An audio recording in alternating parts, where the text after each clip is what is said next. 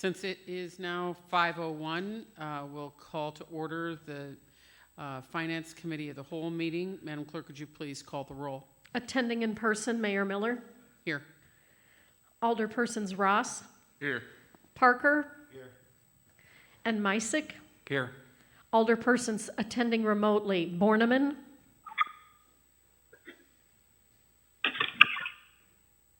Present. McClanathan. Present. Busker. Present. Brashaw. We'll give her one moment. Berberay. Burberry is here. Did I hear Brashaw?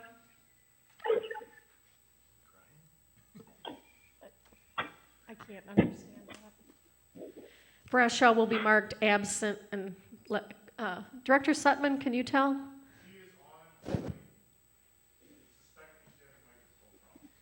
Can you see her? Okay, we're going to mark her absent until she can communicate back and forth. Manager Bucas is in person. Yes. Other directors in person, Boyer. Here. Summers. Here. Sutman. Here. And which directors do we have electronically? Richter. Present. Hines. Present. Liggett. Here. Huffines. Present. And Clerk Anderson is present in person. And if you could please join us for the Pledge of Allegiance. Alderman Misick, would you mind leading us this evening?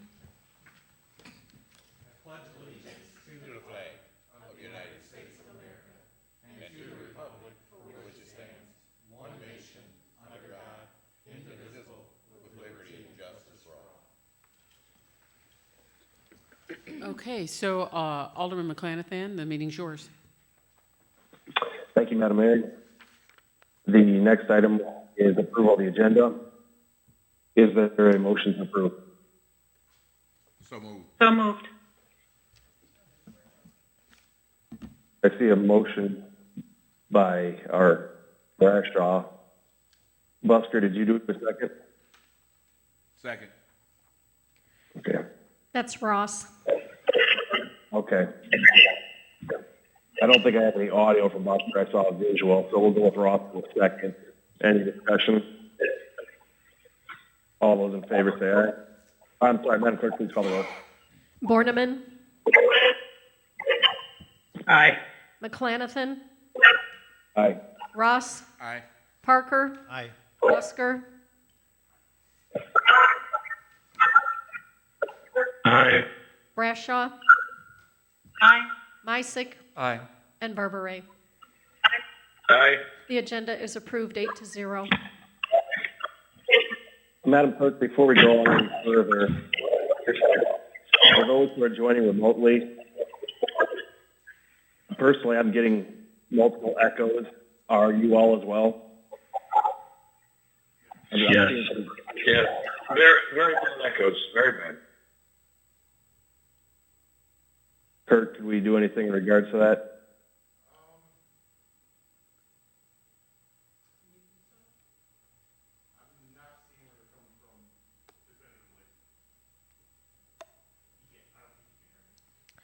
Director Sutman said only- he cannot tell what it is coming from.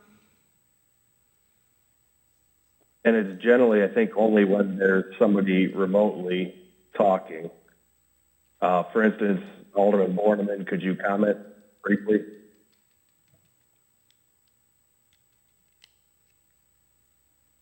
I was hearing some problems too, specifically when people started talking. I don't know if it has anything to do with when we changed Hines to presenter.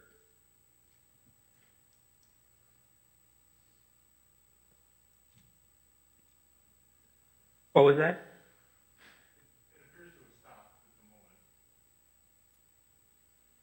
All right, we'll give it a shot.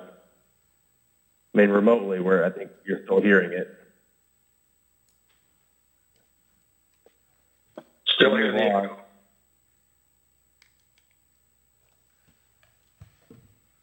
I don't know what it sounds like to you guys there, but here basically the person's talking and then there's an echo from the room of the person talking. Chair, Go ahead. it sounds like you're talking from underwater. Yeah, you too. And then when Eric did also.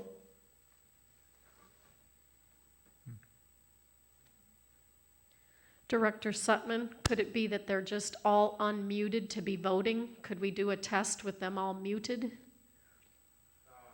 Yes. Chair, did you hear that? Yes. Could we have everyone mute and then just have you speak and do a test?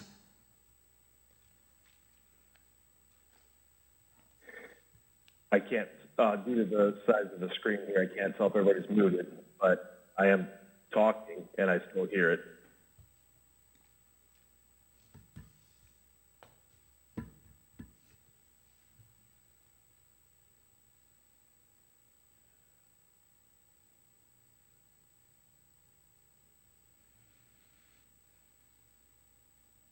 I mean, we'll go forward. Mr. Chair. Go ahead, Dustin. Mr. Chair. Yeah, it almost sounds like there's too much feedback off the speakers in the back of the room at the council chambers. I wonder if this is too close. Is that any better? Let's see. Not as pronounced. It's still there slightly, but not as pronounced as it was. Okay, let's go forward for now, and if you guys want to, as we adjust it some more, thanks, Alderman Busker, that certainly helps that significantly, it seems like. So we are at I think that's item number 5, approval of the minutes of November 2nd, 2020 Finance Committee call meeting. Is there a motion to approve? So moved. Second. I think that was a motion by Meistick, seconded by Berberay. Any discussion? Hearing none, Madam Clerk, please call the roll. Borneman, Aye. McClanathan, Aye. Ross, Aye. Parker, Aye. Busker, Aye. Brashaw, Aye. Meistick, Aye. and Berberay. Aye. The minutes are approved 8-0. Thank you. Next item is public comments. Madam Clerk, was there any public comments on agenda items signed in or by the phone? There are none. Thank you, Madam Clerk. We go on to item 7, presentation of library grants and general fund. I will just note, whatever you guys did initially, if you could do even more of what you just did on it, there still is something that's going to be awkward if people are talking from this end. It doesn't impact when the City Hall's talking though. So, Manager Bukit, you want to start item number 7? I'm going to turn this time over to Director Humphreys to begin the library presentation. Director Huffines? Good evening. I can hear myself, so you can all hear me. So if we want to go to the first slide.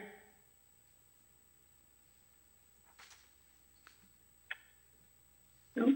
Okay, well, you'll see that it has all of our revenues. Basically, what I did was kept the main line items the same, and as they were our last fiscal year. And that was at $820,000 for property taxes. And then we still have the same totals for unemployment insurance, liability insurance, FICA and Medicare, IMRF, our grant funding. And then as you go further down, you'll notice that we have a larger total for art gifts and bequests and miscellaneous grants, because those are the areas that we receive money from grants that we apply for throughout the year, as well as our foundation donations to the library. I'm going to continue on to discuss some of our expenditures, and then I'll open it up to anybody that has any questions. Our expenditures are, we start off with payroll.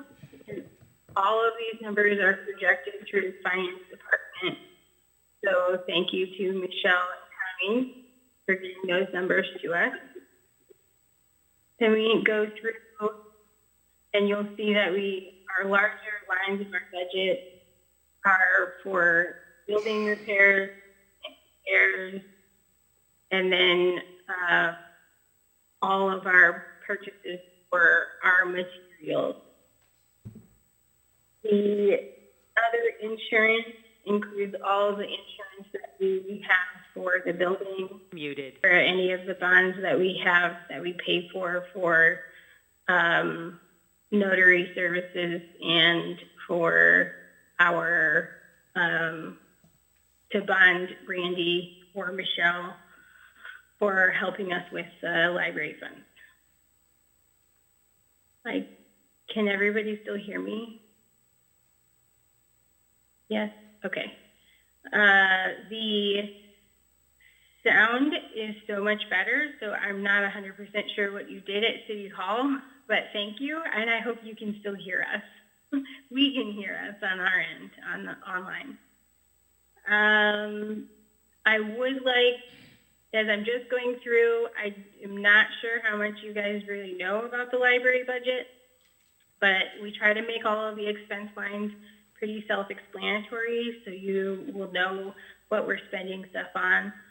License rental is things like our copy machines, our scan-to-fax machines, our printing services that we offer, and then we also have digital resources, which includes all of our e-resources, as well as any of the databases that we pay for, like Ancestry.com. I'm going to go ahead and open it up to you to see what you guys need to know from me. So, questions? Thank you, Director, and thank you, Director Sutman, too. So looking at the revenue and just a couple questions. One, property taxes, you're at your limit, I believe, is what they said in regards to that, so there's no change there. You're making up some of the balance of the deficit by doing a fund transfer from reserves. And then looking at your expenses, the beginning of your expenses, are there any changes in the assumptions of the number of personnel, either non-bargaining or AFSCME, and if on that year over year, or are they going to be remaining the same? No, we don't have any increase or decrease in our staff numbers. We're keeping that the same. The only difference that we're having currently is just the normal hiring freeze that we've been under because of COVID, just making sure we get all of our projected income. Okay, thank you. From my perspective, other than that, I didn't have any additional questions on your budget, but council members? Mr. Chair. Alderperson Bradshaw. Thank you. Director Halfines, I was looking at the gifts and bequests. I see that they're up to $23,000 in the future year budget, 2021. Can you explain that a little bit more now that I can hear?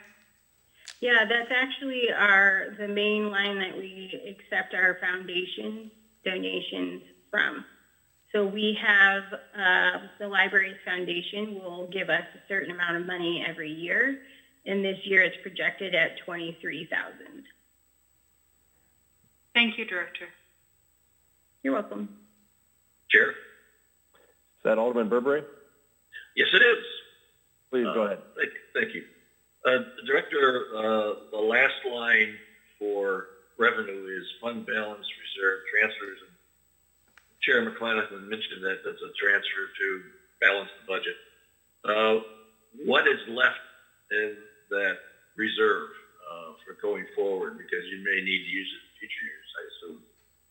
Yes. So the fund balance includes anything that is already remaining from the previous fiscal year. Okay. So if we project out like we are now, I think in August, we were at, we would have 47,000 still left in our budget that we hadn't spent this year. And basically what that does is we don't get any tax revenue until our biggest payment is the first week of July. It usually falls around the 4th of July. So what that does is it helps us make sure that we have funds in the accounts to pay for any of our bills. And then if, so we technically, I hope I'm explaining this okay.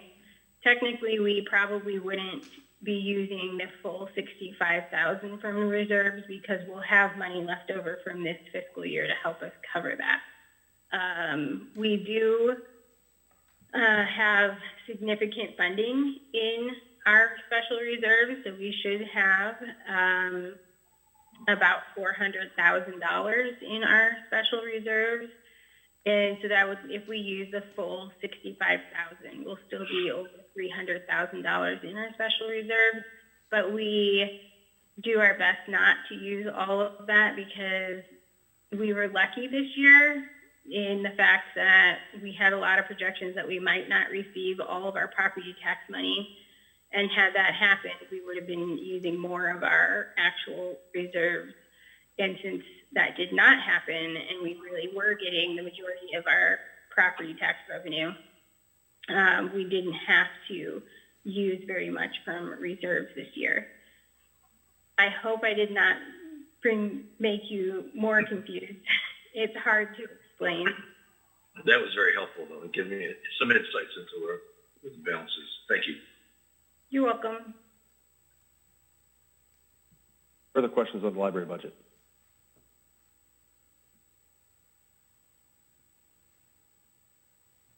Yeah, Chair, this is Borneman. Go ahead, Alderman Borneman. Hey, Director, thanks for your presentation, and sorry if I missed this. The line 379, miscellaneous grants, it looks like there's none projected for 2021. What's the reasoning there? Our grant that we always get, no matter what, is a separate line. It's the per capita grant under 345. You'll see the full funding for that is projected. And that is a state-funded grant that we apply for every year, and as long as we submit the application, we get the funding. The miscellaneous grants, I like to leave at a zero balance because if you project a revenue in that grant line, but you have not actually received that or received a letter that you are going to receive that funding, then you have to come up with it in a different revenue line because you projected something that wasn't actually there. So I leave it at the zero balance, and then you'll see that in FY20 we had about $5,200 that was just extra income that we then, that's just how we added it, is if we get it, then it's just extra money. All right, so it's not that you're not trying to obtain any, it's just, as you explained, it's better to hope or plan for the worst and hope for the best. Correct. Thanks. You're welcome. Any other questions for Director Huffines?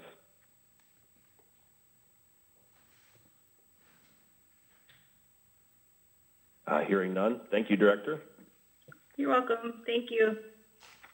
And Manager Bukis or Director Richter, who's going to be handling the grants portion? Unmuted. I'll be handling it, Mr. Chairman. Okay, go ahead, Manager Bukis. Thank you. Muted. The first grant is our Unmuted. 5311 transportation grant. There's really nothing different than what we've done in the past with that grant application. We anticipate receiving the same amounts.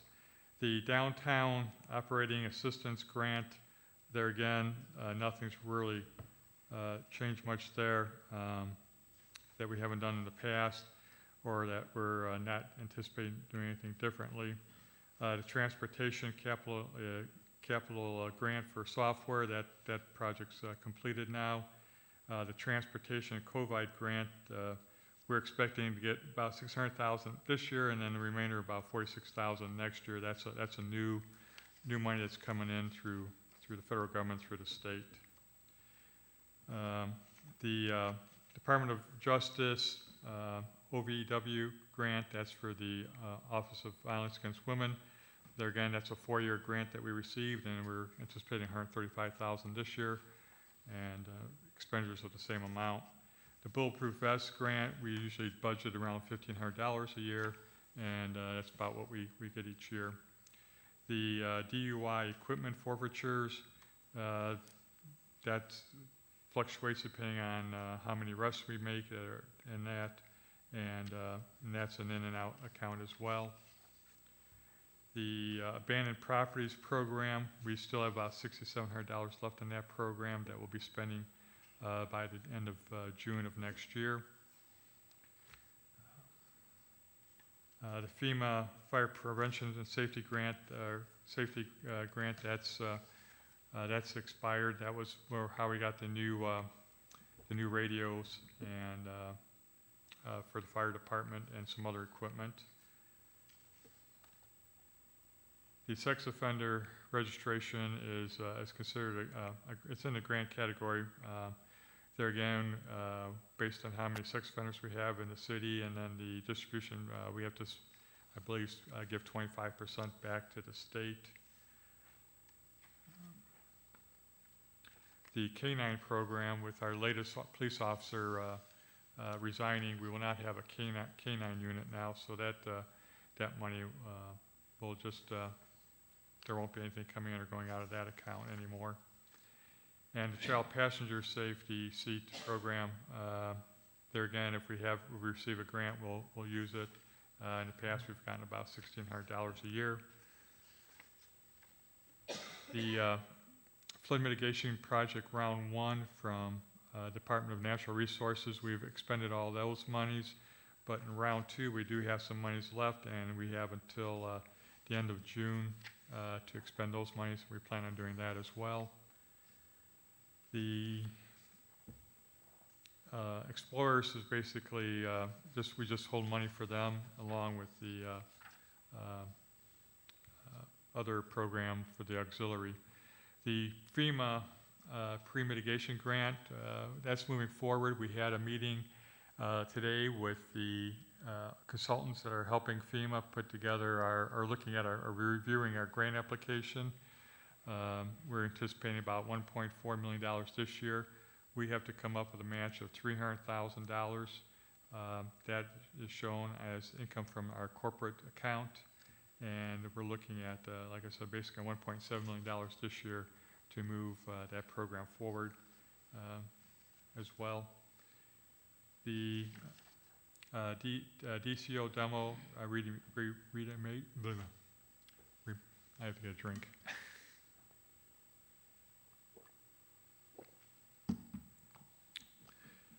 The DCO grant, we have about $178,000 left in there that we can use through the year 2022.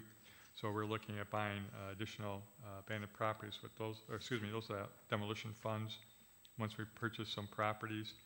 And the other DCO grant for purchase and demo, we have about $100,000.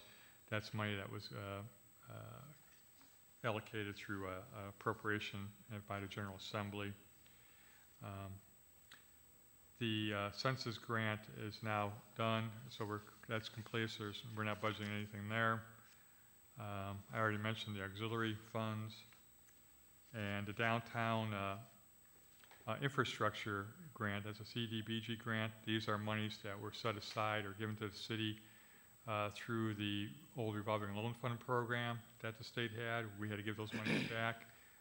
In turn, they're giving them back to us in a grant form, and we're using those monies to work on sidewalks and ramps in the downtown area.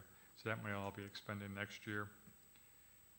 And then we also have budgeted a CDBG grant for Clinton Place and Clinton Avenue for the water main replacement as well. That's we applied for $550,000, and we have a $70,000 match that will come from the water fund. We also are putting together the last of the numbers for the CDBG single-family home rehabilitation project. There again, we're asking for $550,000 and $25,000 will have to be our matching fund that we're going to take out of Fund 36.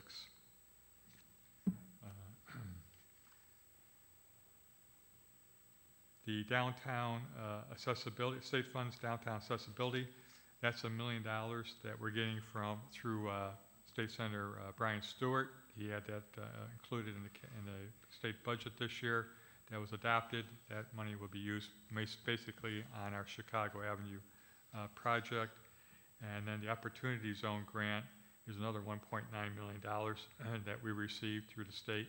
And that too is being used for Chicago Avenue Streetscapes project. And then we have water and sewer funds of about $900,000 that we're going to have to match as well. And then the last grant application we have is the Strong Communities Grant. This is, again, we're applying for this, I guess we just did last month, and for about $250,000 to look at our neighborhoods and rehabilitation. And I'll answer any questions that you may have on the grant applications. Mr. Chair? Yeah, is that Alderman Misick? Yes, thank you. Okay. Manager Bucus, are there any of the grants that are on the border for hitting yet this fiscal year versus next fiscal year? We have some grants that will carry over to next fiscal year, and we budget those likewise. So funds we're not spending this year, because the state's budget is different than our budget, their cycle, so we have an overlap. And even though we were on a calendar year, they're on a July 1st year. So there'll be some overlap there. Sure. Follow up? Go ahead. So as we're comparing column 3 with column 5, what was originally budgeted for 2020 and what is what we're seeing now in 2020, obviously a couple of these grants are now moved into next year, such as the probably our biggest one. Let me go back here. The flood mitigation being moved out. I don't see. Yeah, okay, everything was accounted for here. I was looking for a specific item. I see it now. The flood mitigation grant is a perfect example that we anticipated getting it this year, and we may or may not. Well, it looks like they probably won't award it till next spring, and that's a 3-year grant for $3.8 million. So we're kind of taking a third, and a third. Okay. Yeah. Thank you. Other questions on the portion of grant?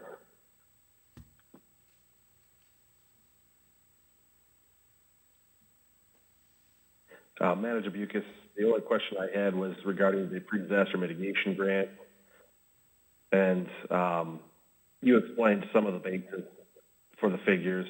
Looking near the end of that portion, specifically appraisal, closing, legal, and other professional and administrative consulting services, outside of title expenses and drafting of deeds and things of that nature, what else are we expecting out of those portions of that grant for expenses? You're talking about the line item 0558513? 0558598 and 513.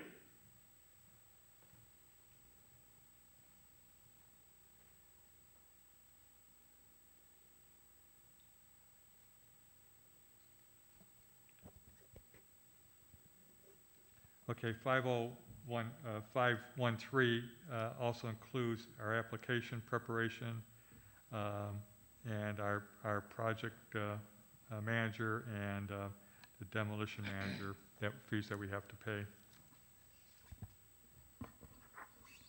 Okay, thank you.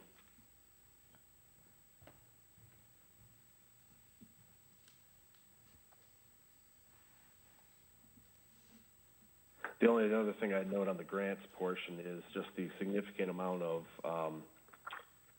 funding that gets matched, the amount of dollars that we can basically leverage, a small amount, relatively speaking, of city dollars to leverage these grants. So I appreciate everybody looking for these opportunities as we go forward, as it certainly helps us do projects that we otherwise might not be able to do.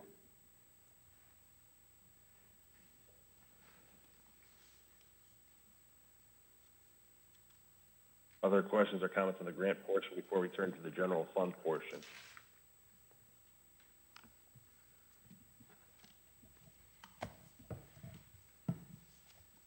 Okay, Manager Bukis, if you want to go on to the general fund revenue portion and forward. Yes. And I'm not going to go as fast as I did through the grants because these are a little more complicated, but I'm not going to go through each budget or each line item either. But I will tell the council that the general fund does include all of a fully funded staff. All the funds that we're doing, budgets we're doing, are back to the levels that we started with on January 1st of 2020. When you look at the property taxes, we're keeping the tax rate the same. We had a little bit of increase in the equalized value, so we got a little bit of a bump in the property taxes. But a home valued at $100,000 will not see a increase in their property taxes. You also will notice in, go ahead. Manager Bukis? Yes. So on that point, you're leaving the projected rate the same. So again, if I heard you correctly, the rate will remain the same. So the value of the home, if it stays the same, will not be impacted. It's only if there's some adjustments on the assessed value of the home that there will be a change in the city's portion of the rate. Is that correct? That's correct. If their equalized value, their assessed value, I should say, is not changed, then they won't see a change on their city portion of their tax bill. Thank you. And this might get further into the item 9, but I'll just bring it up now if you can address it. Looking at how you put it in regards to the different lines, you've got the one on the corporate line as opposed to in prior years. It shows the going to the pensions, the police, fire, and IMRF. There's nothing in that change that's going to impact our ability to service the debts of the pension obligation bonds and things of that nature through this revenue. It just gives some more flexibility on how it's addressed in the line item, or is there more to it than that? No, you're correct. Basically, all our property taxes are going towards debt service. We have the new 2020 issue for $55 million for police and fire pension funds, and so this money is all going towards that pension payment, debt service payment, plus additional monies that we need to take out of personal property replacement tax and some of the electric and gas tax as well. By putting it all in the property taxes, it does give us flexibility in the future in case we need to move some money around or put part of it towards corporate if we need to. And it also, in case we lose home rule, gives us a little more flexibility of having money that's already been set aside for corporate expenses. Thank you. The next item I would jump down to is, and I'm just going to give the last three numbers of the general ledger number, and that's number 348. It's other state and federal grants. You'll see we are looking at finishing this year with $1 million and not getting anything budgeted next year. That $1 million that we're anticipating is from the FEMA CARES Act that was approved earlier this year by Congress. The next line down below that is the income tax. And there again, we're looking at a decrease of about 7% in our income tax because of the unemployment rate that took effect earlier this year, that people weren't working as much or making as much money because of furloughs or a cut in salaries and that. So by talking to the Illinois Municipal League and some of their projections, we're looking at about a 7% decrease in our income tax funds. Likewise, if you look at our, well, actually, let me go to number 354, which is our municipal sales tax. That's the tax that we take in, that we receive from the state. That money we're projecting to be almost as much as we were taking in pre-COVID. That's assuming that nobody has to shut down next year. But it's looking like that may be coming depending on what happens over the next couple of weeks. Likewise, with the home rural sales tax, we're looking at about $3.5 million, which is roughly what we took in last year and the year before. We are seeing a big increase in the special use tax. That's number 356. We're looking at about an 8% increase with the more people shopping online. Currently, and this will be changing next year, after next year actually, the state, when somebody buys something online and they're now paying a sales tax, and it goes into the state treasury, and then the state will take 1% of that money and divvy up among all the municipalities based on your per capita. And so that's what we're getting quite a bit of money in last year and this year. I believe starting in 2022, there was a change in the law on how they're going to be utilizing the sales tax or use tax, that if somebody buys something from Illinois here, like Romeoville's getting a couple Amazon warehouses, if the product comes out of Romeoville, rather than that 1% going to the state general fund for distribution to other municipalities, that 1% is going back to Romeoville. But if they buy something from Indianapolis, Indiana, then that 1% goes into the general fund of the state for sales tax, and we get that part of that based on our population. So we're going to see a big increase this year, and then next year we're going to probably see almost as big of a decrease.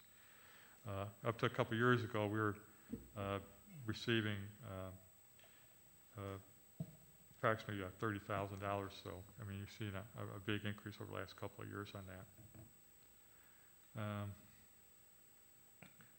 I think for this page, I think that's about all I want to go by. If you go towards the end of the next page, you'll see that we have a fund transfer of $25,000 into the general fund from Fund 76. That's our hotel motel tax. That's to help pay for a market director should we proceed in that direction. And we also have funds coming in from the Fire Improvement Fund, Fund 32, that we normally receive each year. And part of those funds that are coming in from there are helping to pay the fire pension debt service as well. That's about the highlights on the revenue side. If anybody has any other questions, I'd be happy to try to answer them. Senator Bukis, the only thing that I had that you hadn't covered was on, well, you might have covered it, but was on line 353, the replacement tax corporate. Is the way that that's being handled in this proposed budget similar to your explanation regarding line 312 and how we're handling it? Or is, how do we account for that? Yes, you're correct. We're basically handling it like we are property taxes. We're using actually all that money to help pay for the normal costs on our fire and police pension liabilities. When the replacement tax was first passed by the General Assembly, it was supposed to go towards pensions and then the library, and then anything that was left over would go to the general fund. The last few years, we've been using all that replacement tax money for fire and police pensions, and nothing's been going to the library. And nothing's proposed to go to the library this year either.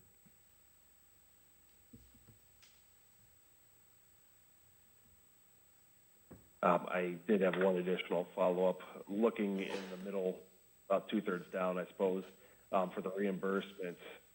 I think one's for SLANT and one's for SRO maybe. Did I hear you correctly at the beginning that you said that this budget, personnel-wise, anticipates filling all those positions that were budgeted for last year, but then left unfilled throughout this year for a variety of reasons? That's correct. So if for some reason we were not to fill the slants and the SRO positions, those two reimbursements would go away throughout the year? Yeah, that's correct, and right now, I don't believe we have anybody in slant right now, and so we're not collecting anything from that program. So when we're fully funded and we could restaff all our positions, then we'll be having people participating in the slant program.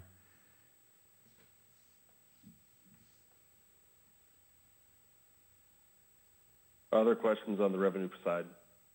Chair, Alderman Burbury. thank you. Director Bucas, just a clarification.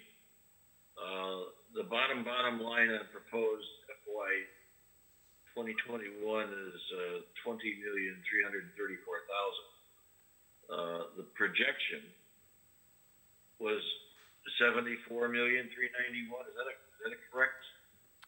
Yes, the reason this year is going to end with such a big number is because we borrowed the $52 million for the police and fire pension fund. So that's. I see that there, and that accounts for that change. Okay. Yes. Thank you very much. I guess I should have started my discussion by saying that the general fund is balanced. Revenues equal expenditures. Thank you very much.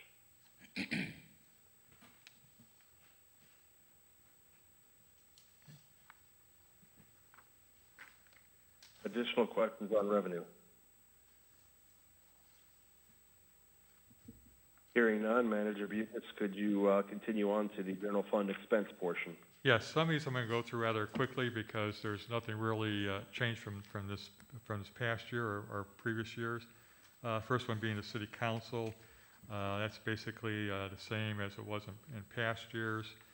The commissions, we budgeted a little bit more in commissions for the training and education because of all the testing that we're going to be doing in the police and fire departments.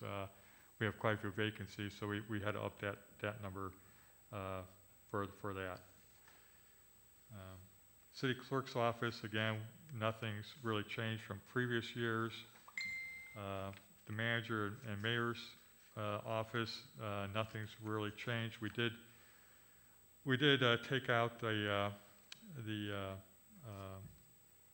assistant to the manager salary out of here since Kirsten was promoted to community development director, and we do have in here the marketing director position. So I guess there was a change there, but basically the bottom line is nothing's really changed in this department. Any questions on those first four I just went through? Chair. Alderman Borneman. Thank you. Manager, line 412 here. And which budget? Is that the mayor and council, or is that the mayor, the clerk, and council? You're talking about in the city manager and mayor's office? No, I'm sorry. Okay, I see never mind then.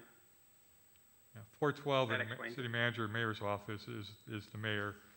And then if you look back at the city council, 412 would be the city council salaries, and then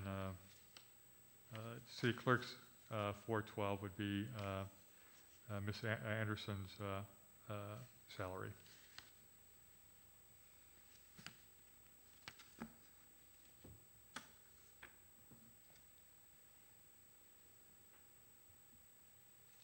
Okay, under the Office of Finance and Budget, you might see an increase because basically we've been without an assistant finance director for the last 7 months almost, or excuse me, 4 months. But the assistant's been taken over, or the assistant's position was left vacant when Michelle was appointed as the director.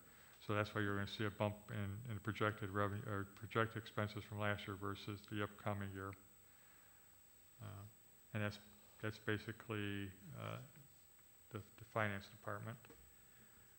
Legal, that's always a shot in the dark based on how much outside legal services we perform. We are projecting a little less than we budgeted last year, but we do have 3 contracts coming due, 3 union contracts coming due, so this may be a little on the conservative side, but we may be a little bit more when we finish the year out. We'll have to see. Any questions on those 2 budgets? The next item is the Department of Public Works. There again, nothing's really changed from the past. The budget's a little bit lower because of salary adjustments that were made this year with the resignation of our city engineer. The general government buildings, that's up a little bit. I'm trying to budget some money for maintenance of our buildings. The police department has a panel that needs about $35,000 worth of work, and we're also looking at some camera work over there as well. That'd be under line item 543. 541 is basically our Honeywell contract to maintain our HAVC here. I was trying to budget some money for windows, but I had to pull that out, to be quite honest with you, to try to balance the budget. But we do need to start looking at all our buildings and making sure that we're properly maintaining them. Manager Bucus. Yes. I didn't catch all of that last part. I know you were about 50,000 down from your prior draft, and you did that to balance the budget. What was it that you took out of the contracted building repair and maintenance? What were you looking at that you took out? We were looking at putting some storm windows on our windows here at City Hall to try to cut down on heat loss. And okay, thank you.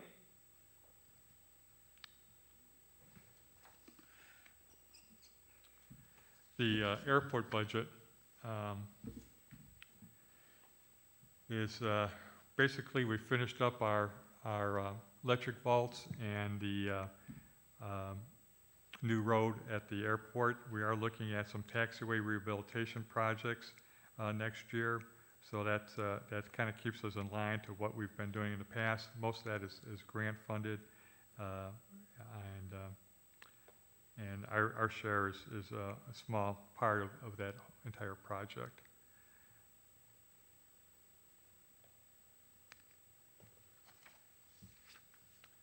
In the street department, we are looking at the possibility of having a street foreman. That's something we'll talk about when we talk about personnel later. And we did try to budget two people to work on a paving crew when we were revamping the budget and looking at what was going to cost for extra asphalt and the new paver. Decided that that's not feasible next year, so the two positions we were planning on proposing to incorporate into the budget, we did not incorporate. We actually took that out. We do have in the street department that was talked about when we were doing our capital improvement budget, a toolcat for the street department for them to use. It's a utility vehicle that's kind of like a Bobcat that we could use for snow removal and for sidewalks and a few other things. Manager Bucus. Yes. And looking at this, I know this goes back to you're talking about quote unquote fully staffed pursuant to a prior budget. How many employees? You talked about street foreman, but how many employees additionally does this increase? Because looking at salary and benefits, whether you're talking AFSCME, health insurance, non-bargaining, it's I don't know, it's just south of 200,000 in new salary and benefits. So how many positions are we talking about, and what are they? 17 positions total. We're talking about 7 police officers, 4 firefighters, 3 library workers, a person in the finance department. We are looking at a replacement in the water and sewer department, the marketing director,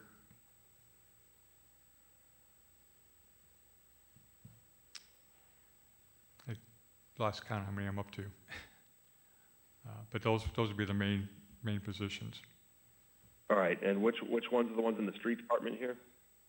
We're looking at a street foreman. Whether that's our street supervisor, I should say, whether or not somebody we just give a new title to and put them in a position of authority, or whether we actually hire another additional, that's something we still have to discuss.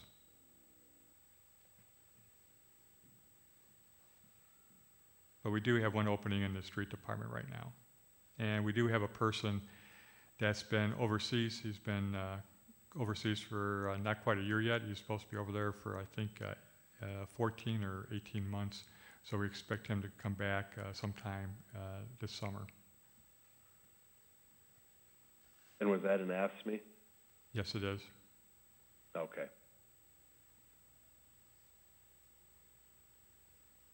So technically, we've been operating one short in the street department since he left, since he was deployed.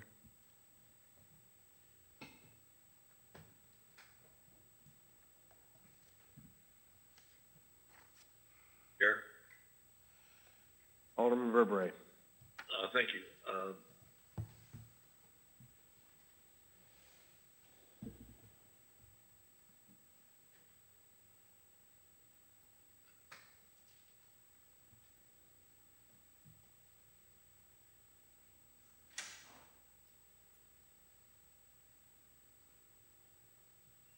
Alderman Verberay. I'm sorry. I pressed the wrong button. Director Mucus, clarification. 620, what is Rockin' Road? That's the material that we use to repair our streets. Thank you.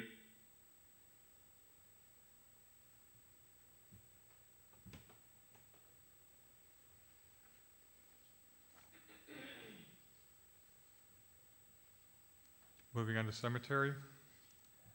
The cemetery fund, we are budgeting under item 541, contracted building repairs, repair to our mausoleum. It needs a new roof, and so we're budgeting about $15,000 for that project. Under forestry, it's basically maintaining the work that we're doing now. Nothing really major is changing there. Traffic engineering, that's basically repairs to our streetlights that we contract out. Again, that's pretty steady budget. Nothing really changes there. And then our street lighting program, there again, we're looking at replacing about 48 of our own streetlights with LEDs, and then our electricity that we pay to ComEd for the streetlights. Any questions on those budgets?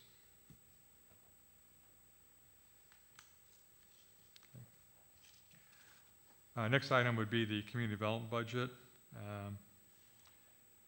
Again, we've been using Region 1 for consulting services on some of our grant applications and that, so you'll see that line item 518 is up a little bit. That's basically to help pay for the grant writers when we're doing our grant work.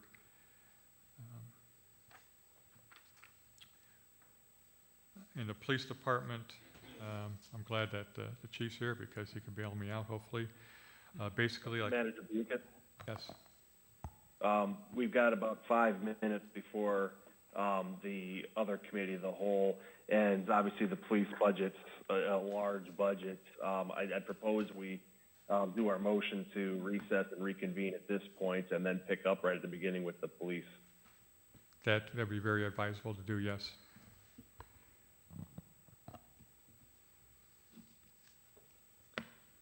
Any further questions or comments on what we were at on the budget up to the police department? Chair Borneman. Alderman Borneman. Manager Bucus, the non-bargaining in community development, how many employees is that?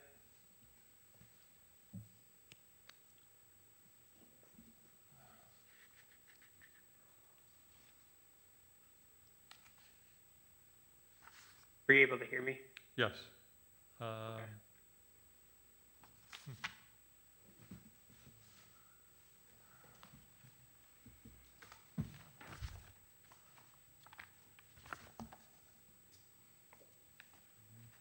And if you want to get back to me when we reconvene, that's fine too. Community development would be 2 people. That's what I thought. Thanks. Any other questions on the portions that we've gone up to? Did I hear someone?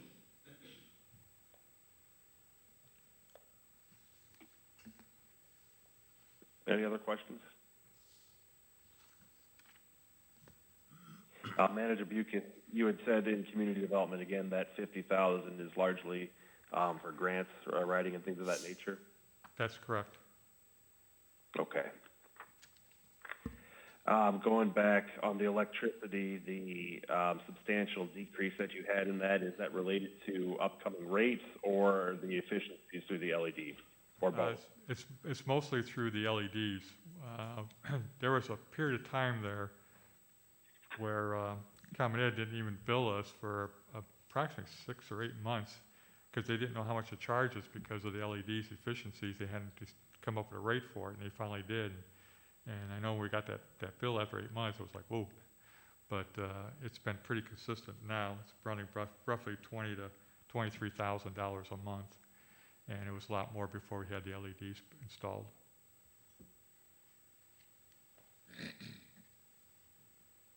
Any other final questions or comments before we recess this and until the end of the regular committee of the whole meeting? All right, hearing none, is there a motion to recess this finance committee of the whole meeting until the end of the 6 o'clock regularly scheduled committee of the whole meeting, at which time we would reconvene the finance committee of the whole meeting? So moved. Second. Motion by Busker, seconded by Meistick. Any discussion? Hearing none, Madam Clerk, please call the roll. Borneman, Aye. McClanathan, Aye. Ross, Aye. Parker, Aye. Busker, Aye. Brashaw, Aye. Meissick, Aye. Berberet. Aye. Motion passes 8-0. All right, then this finance committee of the whole meeting is in recess until the end of the regularly scheduled 6 o'clock committee of the whole meeting. I think we're staying on this channel for purposes of the remote, but I'll turn it over to the mayor then. Yeah, if we could just take about 5 minutes, that would be good. Okay.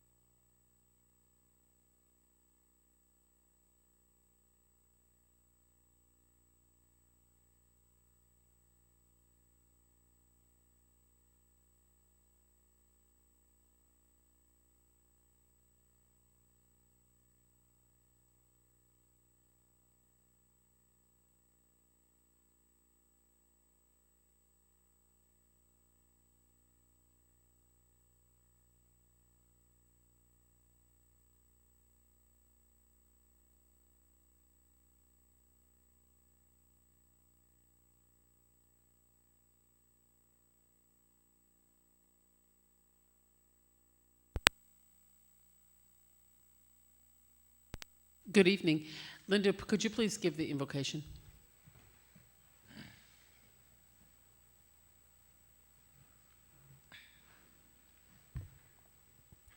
In John 14:27, it says, "Peace I leave with you, my peace I give you. I do not give to you as the world gives. Do not let your hearts be troubled, and do not be afraid." Lord, thank you that throughout our lifetime, as we experience your love and compassion, we can be less nervous about what will happen next in our lives or in our country. We can have confidence and less fear because of who you are, which brings us peace. Lord, you pointed out many times in Scripture that we can hold fast in difficult times, and the peace that you offer is not like that of the world. We know the world we live in is unfair and immoral, and it leads to frustration, pain, and hopelessness. But Lord, your peace goes beyond what the world offers. And even though we acknowledge the reality of suffering, we can at the same time trust in your promises, which offers us hope and assurance. In Colossians 3:15 through 17, it says, "Let the peace of Christ rule in your hearts, since as members of one body you are called to peace, and be thankful. And whatever you do, whether in word or deed, do it all in the name of the Lord Jesus, giving thanks to God the Father through him." Father, as Thanksgiving approaches, and as we strive to let your peace rule in our hearts, we pause to take inventory of all that we're thankful for. The list is long. Keep us mindful of that list and help us to not narrow our vision or let the struggles loom larger than our thankfulness for all that you've given us. Lord, thank you for your love, your provision, and your protection. In Jesus' name, amen. Thank you, Linda. So now that it is 6:07, we'll officially call this meeting of the Committee of the Whole to order. Madam Clerk, would you please take the roll? Present in person would be Mayor Miller, Here. Unmuted. Alderpersons Ross, Here. Parker, Here. Busker. I'm so sorry, I meant Mysick. Here. So Mysick is present in person, and now I will go to alderpersons present via teleconference. Borneman, Present. McClanathan, Present. and now Busker. Present. Brashaw, Present. and Berberay. Present. Department heads present in person, Manager Bucas, Present. Director Boyer, Summers, Present. Sutman. Department heads attending remotely, Richter,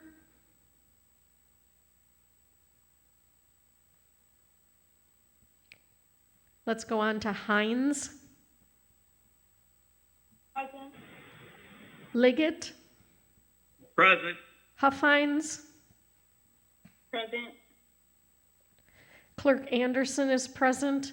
For legal counsel, Attorney Sosnowski, I'm sorry, Zito, in person. Let's go back to Director Richter. Do we have you? She will be marked absent unless she shows up. Thank you, Mayor.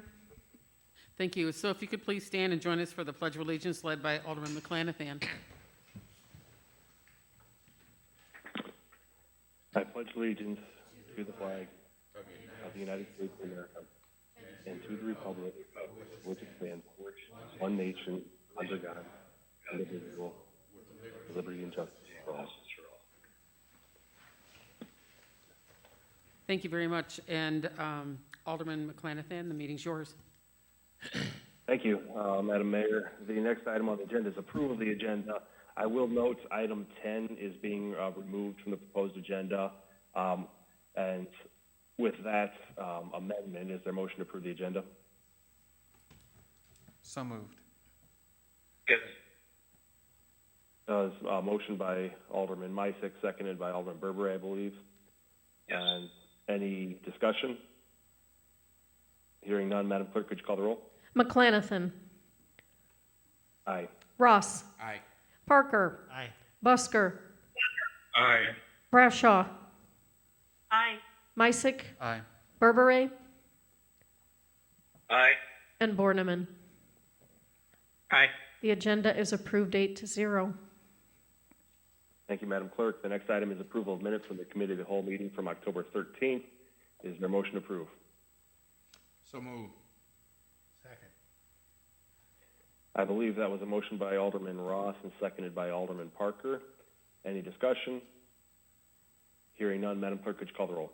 McLanathan, Aye. Ross, Aye. Parker, Aye. Busker, Aye. Brashaw, Aye. Meissick, Aye. Berbere, Aye. and Borneman. Aye. The minutes are approved 8-0. Thank you, Madam Clerk. Next item on the agenda is public comments. Madam Clerk, are there any signed in on agenda items? Alderman Parker is checking. No. He's a presenter. He's already accounted for. I don't think you need to. Okay. Then, seeing none, then the next item is a presentation regarding services available through RAMP, presented by Autumn Kubatsky, County Manager for RAMP. Autumn Kubatsky, is it remote or in person? Remote. Okay. All right. Go ahead. Thank you. All right, thank you everybody for having me. And I also appreciate the virtual option as we are all trying to be very careful here too about our being out and about in the community. So as introduced, I am Autumn Kubatsky. I'm the Stevenson County Manager at RAMP. And RAMP is a Center for Independent Living. We provide a wide range of services to individuals with disabilities within Stevenson, Winnebago, DeKalb, and Boone County. So as long as somebody's living within one of those counties, we are able to provide those services. Our services are available and free to all individuals with any type of disability. A lot of times people kind of become narrowed on who we serve, but truly any type of disability, whether that's hearing loss, anxiety, ALS, cognitive delay, anything that could be affecting anybody's daily living and ability to do those things, we are able to assist them. Statistical math would estimate that there's about 6,000 individuals in Stevenson County that have a disability, as the overall rate for people with disabilities in the U.S. is 12.8%. So we do have a very important service that's provided, and we have room for even more people to come in for services, which is why it's important that we're out and able to share what our services are and looking to each of you to help make those referrals to individuals to get in contact with us, which is why I want to share with you what our services are and just a little bit of what we do. So RAMP in this last year has worked with 3,250 information and referral consumers. We've also worked with 186 individuals, we refer to them as intake consumers, who are receiving more in-depth services. Each individual that we work with drives their plan and their goals that they want to work towards. We never do something for someone that they can do on their own. That's a key piece of what we do.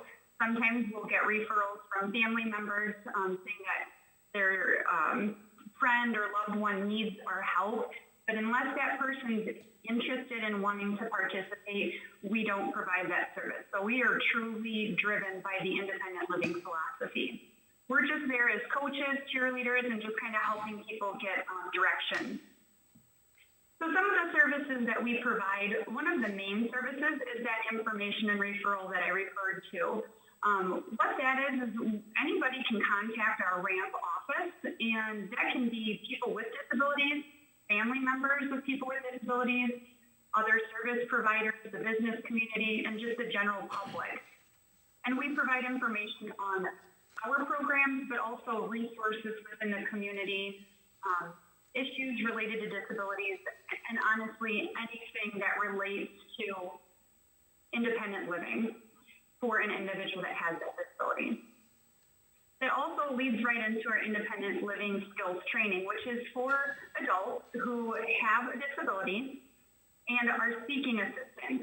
And that what falls under that umbrella is humongous. We are truly able to muted with each person on what they are wanting to strive for.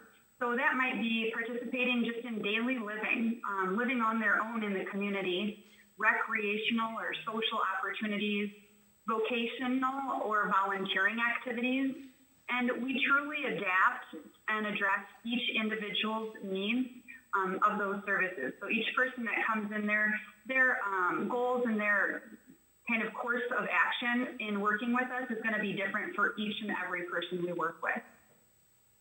And for some people to understand, we are working with people on filling out housing applications, filling out Social Security income, looking for transportation within the community. Those are types of things that we're working with, as well as learning how to cook, or how do you do meal planning, budgeting. Those are all types of things that we can help people with. Another service we have is our youth education advocacy, and this is the one that I am tied most into in regards to this is the service I provide in addition to being the county manager. So what we do as advocates for the youth is we're helping the parents navigate the special education system to help ensure their child is receiving an appropriate and fair education. It truly can be overwhelming and scary for parents, especially if it's a new diagnosis or they're feeling that their child's not performing well and they're needing some assistance. So we are able to provide them that guidance of understanding their child's learning plan, the rights and laws surrounding special education. We can attend meetings with parents as they request, and we can also just assist them in requests for evaluations and so much more too. We also have a specific service just for those transition age students who are going to be moving from high school into, the real world after high school. And that's called our pre-employment transition services. And this is truly an awesome service that we are trying to collaborate more and more with our local high schools. It's a free service that they're able to utilize, and we're working one-on-one with these students. And we're trying to help guide them through post-secondary education options, employment options, gaining job-seeking skills, finding job shadows or internships. We also do a lot with self-advocacy skills, as well as seeking that community employment. So these services truly are laying that foundation for youth with disabilities to reach their full potential by encouraging that enrollment in college or training, employment, and just truly preparing for that independent living. So once students transition out of high school, we still have those employment services available too for adults. We work with a lot of adults who have disabilities to find employment by assisting them with job readiness skills or benefits counseling, job development, all of those aspects of looking for a job. And one of the things that I find most interesting is there's a lot of individuals, that are born with a disability, but there's a lot of individuals who have a career, and due to an accident or a healthcare issue, they're having to change course now. And a lot of times that life-changing piece is that they've acquired a disability. And that's a lot of who we work with in our employment program. It's not just those that have been born with a disability. It's a lot of people who have acquired it through, as I say, an accident or a medical issue. We also do a lot with individual and systemic advocacy. What that really is we're just advocating for implementation of current laws, promotion of needed legislation, and improvement of existing systems for people with disabilities. This is something that we have somebody on staff that primarily focuses on doing that, but each of us do play our part in providing that as well.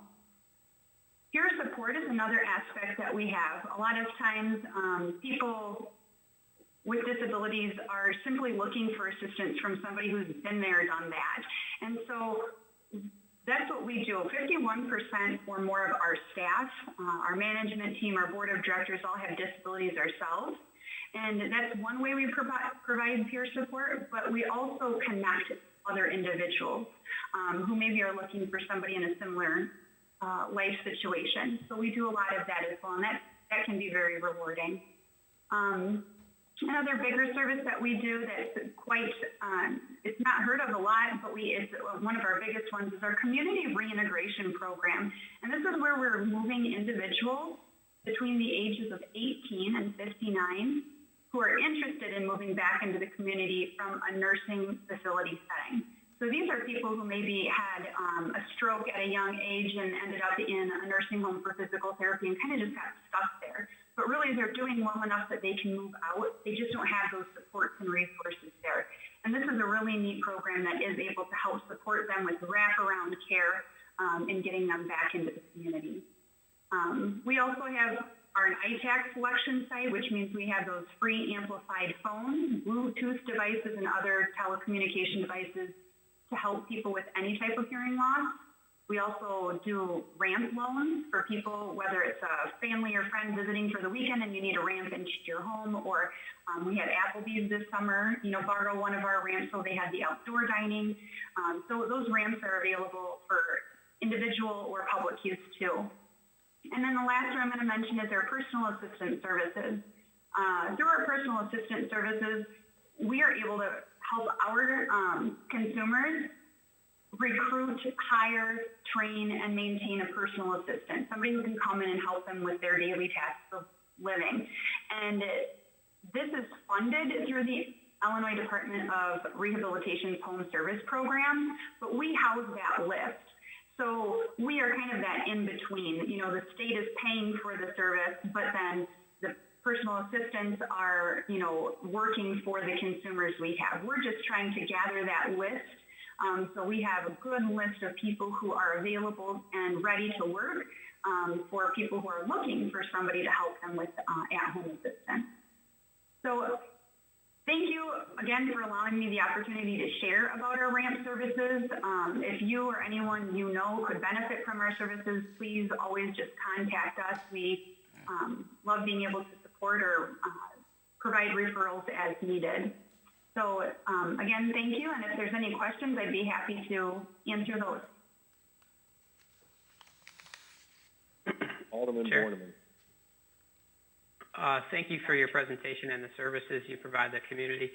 Is there anything in particular you were hoping that the city would be able to help the organization with, or was this, obviously being able to just promote the organization, and this is something that's going to be able to be posted again, recorded on YouTube, and you'd be able to share this again. So obviously there's that. But the question, is there anything in particular that you know of that in other communities the city is involved in, or municipalities get involved with your organization? Yeah, and I actually have a meeting later this month with city manager to work on our connection again.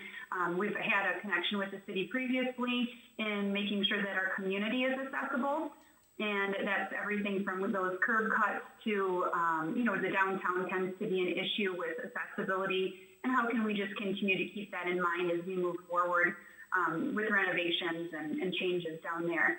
So we just appreciate the open line of communication when there have been issues or concerns brought to our attention, because a lot of times when there is an issue, people don't necessarily want to bring it themselves, so we hear about it. And then we appreciate the relationship that we've had in the past, at least, and I'm hoping to continue that with the new city manager in regards to having that communication to help resolve any of those concerns.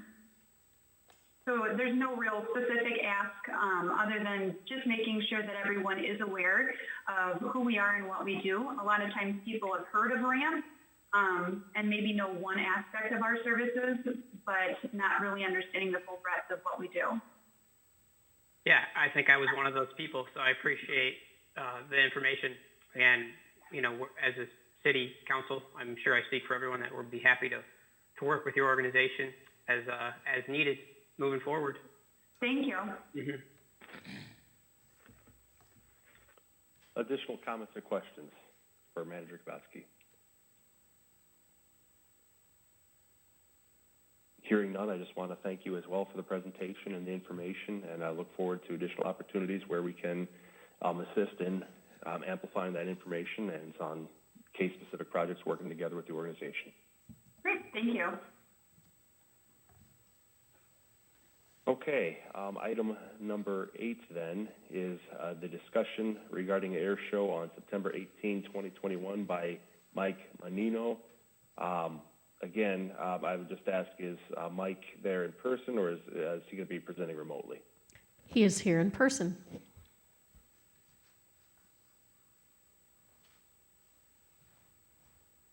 Unmuted. Present. All right. I have some handouts. Do I hand those out now, or? Yeah, go ahead and I suppose you can do any handouts for council that's present in person. Manager Bucus, is there any remote presentation on this, or is it going to be verbal? I believe it's all going to be verbal, and okay. He's ready. He's ready to begin. Okay, thank you for this opportunity. I would just want to first mention who I am. Mark Menino. My wife Kathy and I moved here to Freeport about 8.5 years ago. Really like Freeport. We've fallen in love with it. We enjoy being here. We do have a business. We have a location in Rockford, and we came here, saw an opportunity. We've opened a business here in Freeport, downtown, and we've also purchased 3 buildings downtown. So we enjoy being here. We've invested in Freeport, and I've got an opportunity that I've been wanting to do for a long time, and I'd love to do it here in Freeport. And that would be the bringing the air show back to Freeport. This is all proposal. So we're looking at September 18th is the date, and it would be at 1:30. It's a Saturday show only. And I've already talked with Daisy Air Shows, and they would be the one that would provide the performers, the sound system, the announcer, the air boss for the show. And we're looking to have 4 to 6 performers, plus some warbirds. Daisy Air Shows would make all the necessary arrangements with the FAA and any filings that would have to be made. Let me also interject too that I see a real big opportunity here for the air show to come to Freeport, with Rockford not being able to have it anymore. And there is no air shows in this whole region. So this is a great opportunity for us to look at. And I also want to call it the Northwest Illinois Air Show, excuse me, so that it incorporates this whole region and includes everybody. So everybody in this area has ownership or can feel pride in having the show here. Getting back to the details, the logistics, the parking would be at the fairgrounds, not at the airport. The parking would be free. I've already talked with the fairgrounds, so that's something that will be okay for us to do. And the bathrooms will be open at the fairgrounds for people coming in. We will bus shuttle all of the spectators to the airport. Illinois Central will provide the buses. The bus, there won't be a charge for people to take the bus, but they will be able to make a donation. There'll be a donation box on each bus. The porta toilets will be provided by Mr. Outhouse. We've had meetings, Manager Bucus and Daryl Johnson out at the airport. So everybody's on board as far as those people. We've, as I mentioned, the parking will be at the fairgrounds, so there will be no parking at the airport other than participants and necessary people for the show. Sheriff Snyder and Chief Deputy Marty, I met with both of them, and they're on board with it. We will not allow parking on the roads around the airport. And just some, the vendors. I've already got the cheese market is already committed, what Corey has, so we have them on board. And just some notes on the show. This will be the return of the air show to Freeport. I would like it to be an old-fashioned show, and that's with the wing walking, aerobatics, barnstorming, and plus the warbirds. Our idea is to start small. Maybe have, like I said, the 4 to 6 performers and build it bigger each year, as big as we can make it, and have something that this area can enjoy from year to year.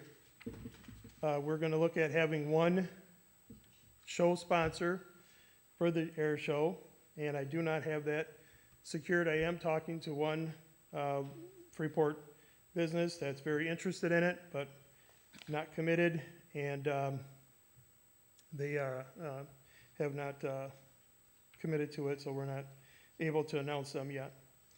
And so the show will be a joint show, the Northwest Illinois Air Show, sponsored by.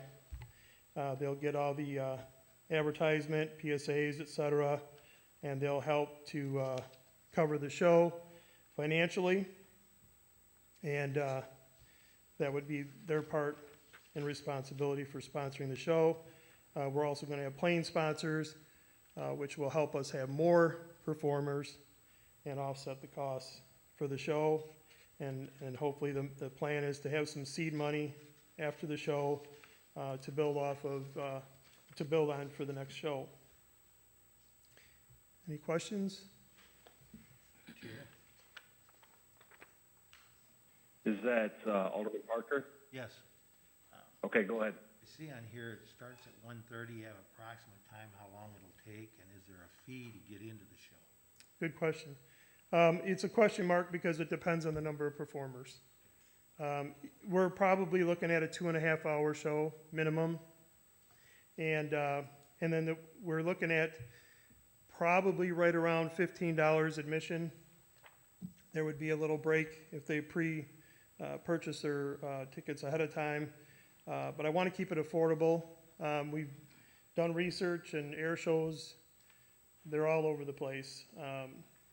Many of them are 30 and above, so I want to keep it affordable for families. Thank you. Mm-hmm.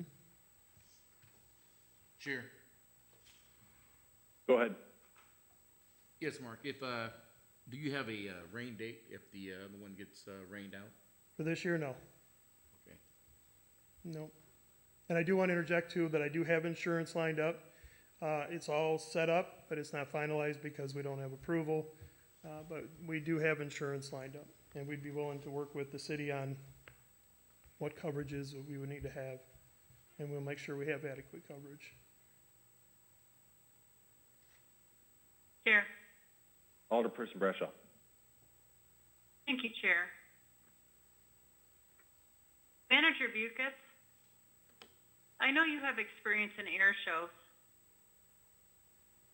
What is your opinion on our insurance that we pay at the airport and how this will impact our insurance costs in the future? Our current liability insurance at the airport does not include air shows, so we would have to talk to our carrier and find out if we could amend our contract and what that might cost. Now, one thing we have to look at, that the city would not be directly sponsoring this air show, so that might have something to do on how the insurance plays out as far as what we require.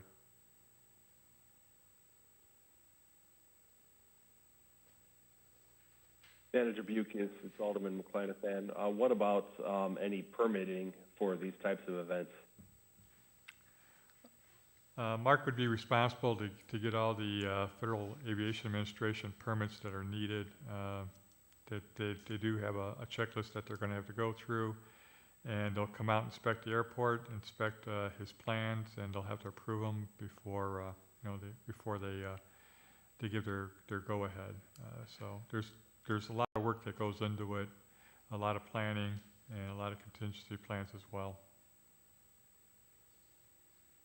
I appreciate that, and I do want to thank Mr. Menino for his, initiative here in regards to this and trying to put something together. Frankly, it's something that I don't think any of us around the council table have had any firsthand experience with. So,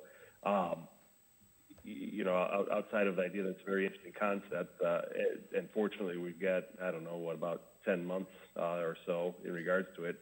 I'd just like to know what are the hoops that we'd have to jump through, what are the hurdles, who's the committee that's generally going to be putting it forward, and what are the questions that we need to be asking on this moving forward.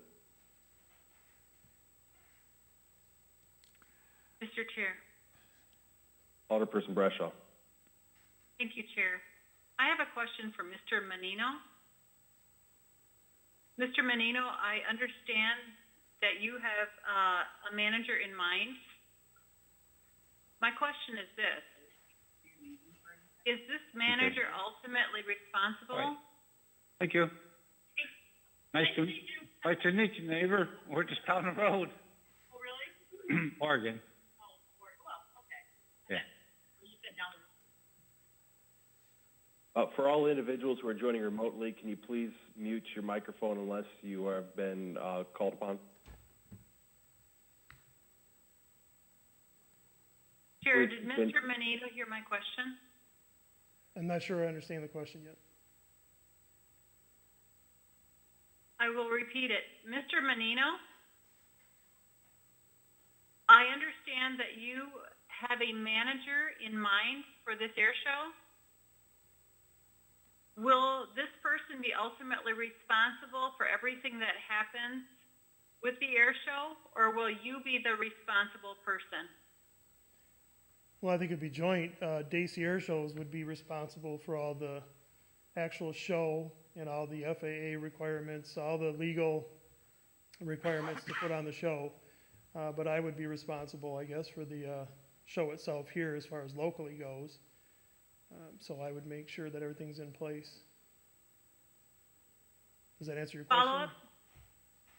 Go ahead. Mr. Menino, how many air shows have you put together in the past, and have they all been successful? I've done no air shows in the past. I've done events and entertainment, but I've not done an air show. And I've done all my stuff has been on a small scale. This would be the biggest thing I've ever done. But I'm not afraid. Thank you. I'll do whatever it takes. Comment? Mr. Chair. Alderman Buster. Yes, my opinion here, I think that this is a really good opportunity to kind of promote our airport, and it's nice to see something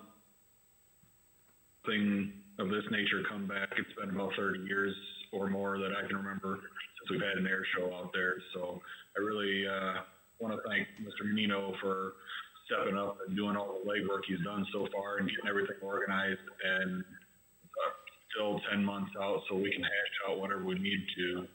I don't know what we need to do at this point, but I tend to make a motion to move this to a regular business meeting if we need to do any kind of permission for it. Manager Bukis, obviously this is very preliminary, first that council's heard of in regards to this. What are the next steps in regards to this? What are the permissions that are needed from the city? What's the template moving forward and the timeline for moving forward on either, approval down the road or, if it doesn't take off? Yeah, 10 months is a short time frame, but I think it can be pulled off. We'll have to talk to our insurance company, find out what the insurance requirements are. Would have to have our legal counsel draft some kind of agreement on the use of the airport. We'll have to talk to the FAA because the airport would be closed down during the air show, and there's different filings that have to be placed with the FAA to officially close the airport, and then just working with Darcy. Sounds like Darcy's been around for a while. Their shows, they've been around for a while, so they know most of the ropes they have to, or hoops I should say, they have to jump through. But yeah, there's a lot of planning work involved. How the how the show's going to take place, where seating's going to go, concessions. I mean, make sure that it's properly funded. That make it clear that the city has no financial interest in this affair, and that we have no liability as well, but I'm sure we will one way or another because we own the property. So I guess the next part is if council's interested in at least giving some planning, go ahead to some of the planning that needs to take place, because it really should be starting now. we'll start on our end as far as what the insurance requirements are and putting together some kind of agreement for the air show, for the use of our land.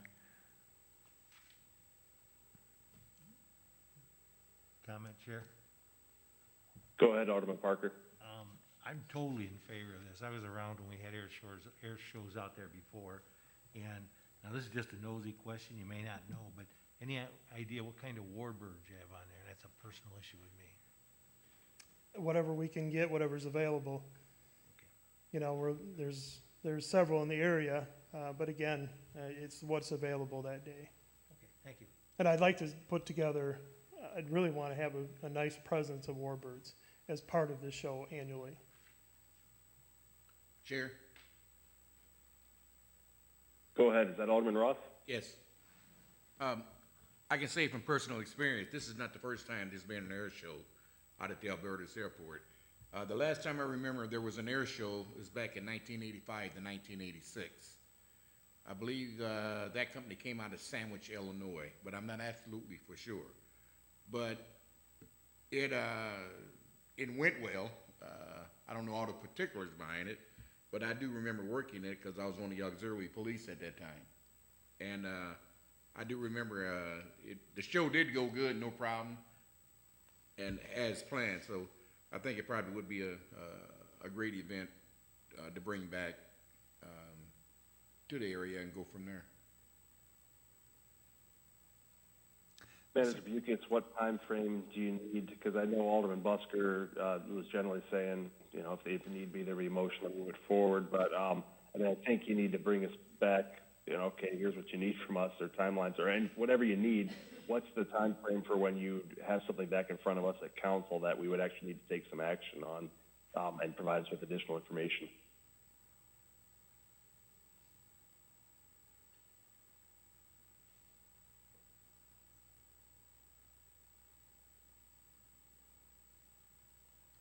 For Manager Bukis. Oh, I thought it was for Mark. No. What needs from the city? Well, I guess we'll have to check with first thing I do is check with our insurance company and talk to our attorney about drafting some kind of agreement for the air show and what everybody's responsibilities will be and make sure that we're covered by not only our insurance but also by Mr. Menino's insurance as well. So I guess insurance is the big thing. Is this something you want on the next committee of the whole? Do you want it on the first meeting in December? What are you looking at? Actually, Attorney Zito has a comment. And I think it would probably make sense to bring this back to next month's committee of the whole to provide an update on the insurance issue, any sort of an agreement between the city and Mr. Menino and or Daisy there as far as the use of the airport there, but then also to just have further discussions during this next month period as to some of the logistics that maybe Mr. Menino can start drilling down on as far as, you know, maybe a site plan, this or that, you know, where, you know, how the actual show might start to take shape. You know, obviously this is going to be an ongoing process there, but if we can drill down on that or at least get more details within the next month, I think maybe at some point after that, then there might be something that could be a little more tangible for the city to say, yep, we think this has some legs. Let's at least give it a motion approval to continue to move forward with it at that point. Alderman Busker, do you want to amend your motion to move this to the next or to the December committee of the whole meeting? Yeah, that's fine. I just wanted to make sure that it did get moved forward, not die for lack of movement. So that's fine. I make a motion to move it to the next cow. Seconded. In December. Who was the second? Art. Alderman Ross? Alderman Ross, correct. Sure. Mr. Chair. Alderman Lysick. So I also wanted to echo the thoughts here. This is truly a great opportunity to provide some energy and really get some excitement around the airport. And I know it's been a number of years since we've had such an event there. So really do appreciate your leadership and vision to bring something here. And I can see that you're very passionate about it and appreciate all of the effort you've put into it to this level. And I'm really excited to see this to come together. So thank you for coming tonight. You're welcome.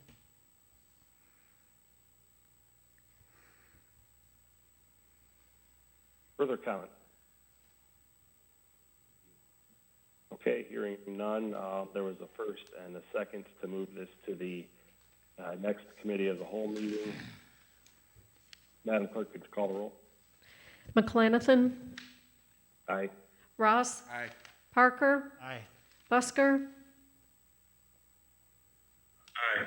Brashaw, Aye. Mysick, Aye. Berbere, Aye. and Borneman. Aye. Motion passes 8-0. Thank you. Thank you, Mr. Menino, and thank you, Madam Clerk, for taking the role there. The next item on the agenda is discussion regarding spot shooter detection equipment for coordinating shots fired, presented by Ron Teachman, also our spot shooter. Is Mr. Teachman present in person? I'm not in person, but I'm here virtually. Okay, thank you very much. I see you there on there. Mr. Teachman, thank you for being here, and please go ahead. Muted. So I'm hoping that the organizer will let me share my screen. I don't see a command for me to do that. Director Sutton?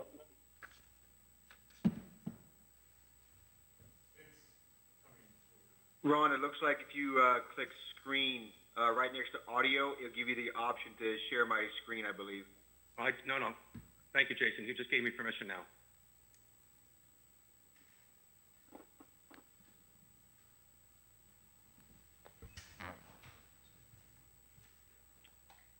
Can you see that now, just the title page? Yes. Okay. So I'll be brief in my remarks. I want to leave time for question and answers. But to explain how it works, what it does, and I think most importantly, why should you give this consideration to help protect the people of Freeport, let me briefly begin by telling you a story. And that is, tonight, while most of us are asleep, in Freeport, in some neighborhood, there might be gunfire.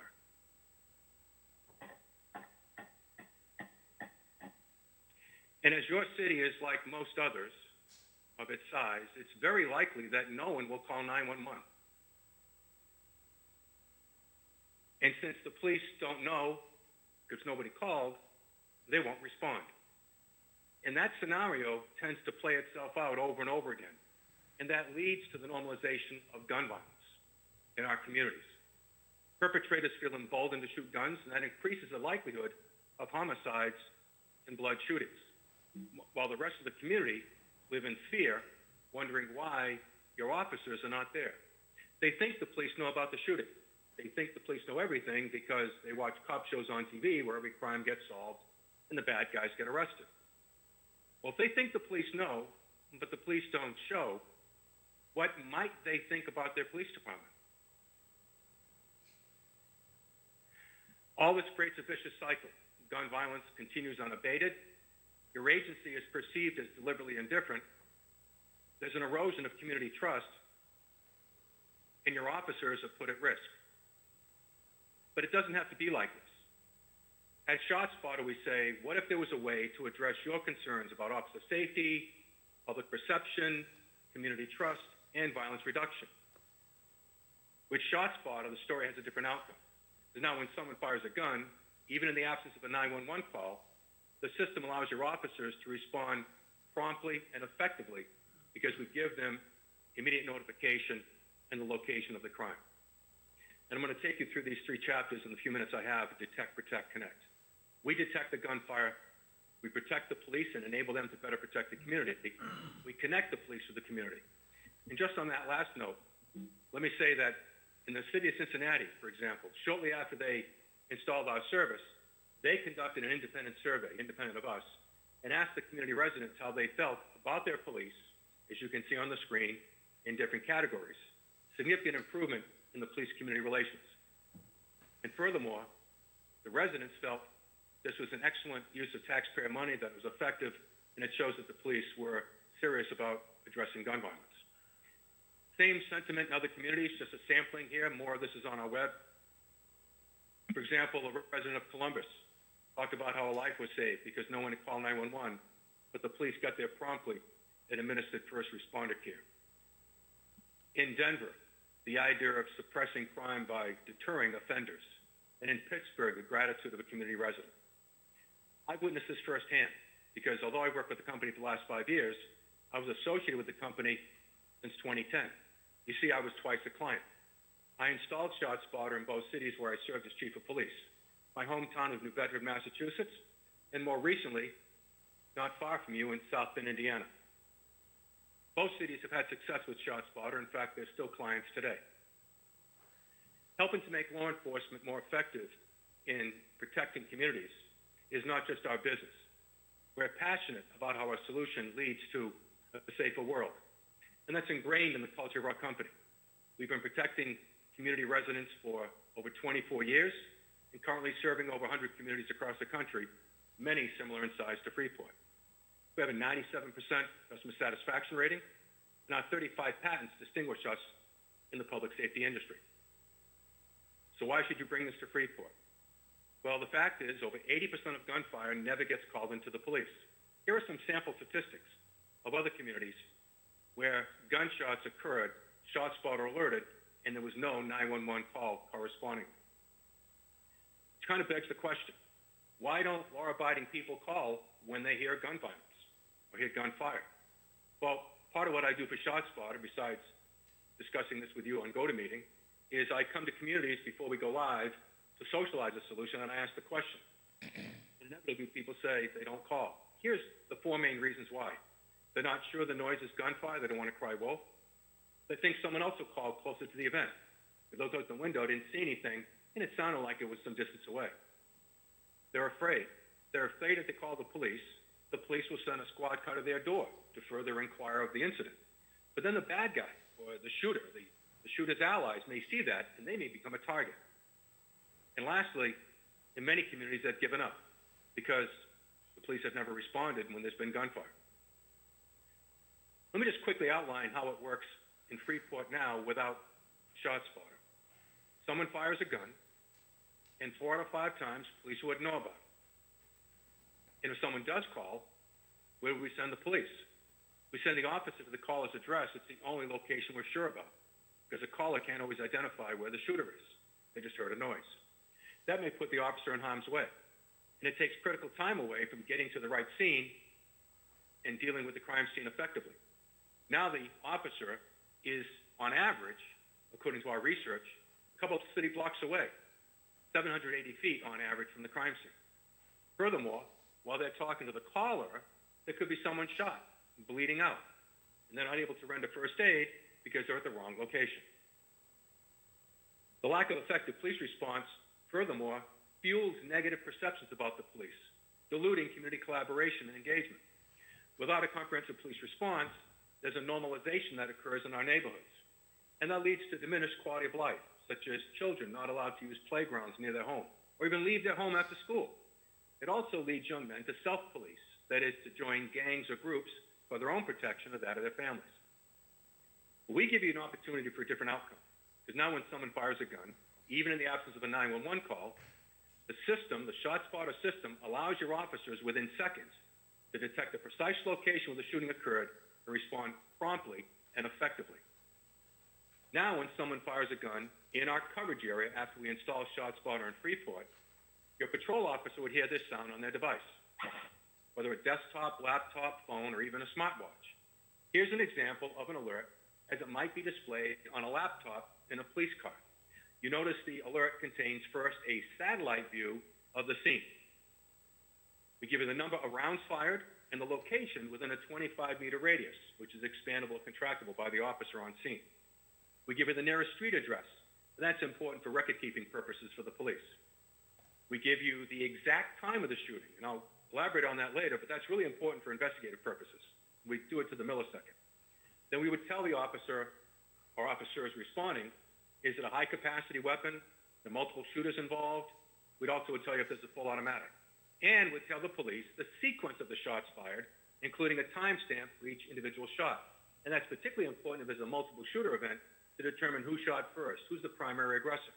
It's also very important for investigations involving an officer-involved shooting, where the officer may have had to fire in self-defense.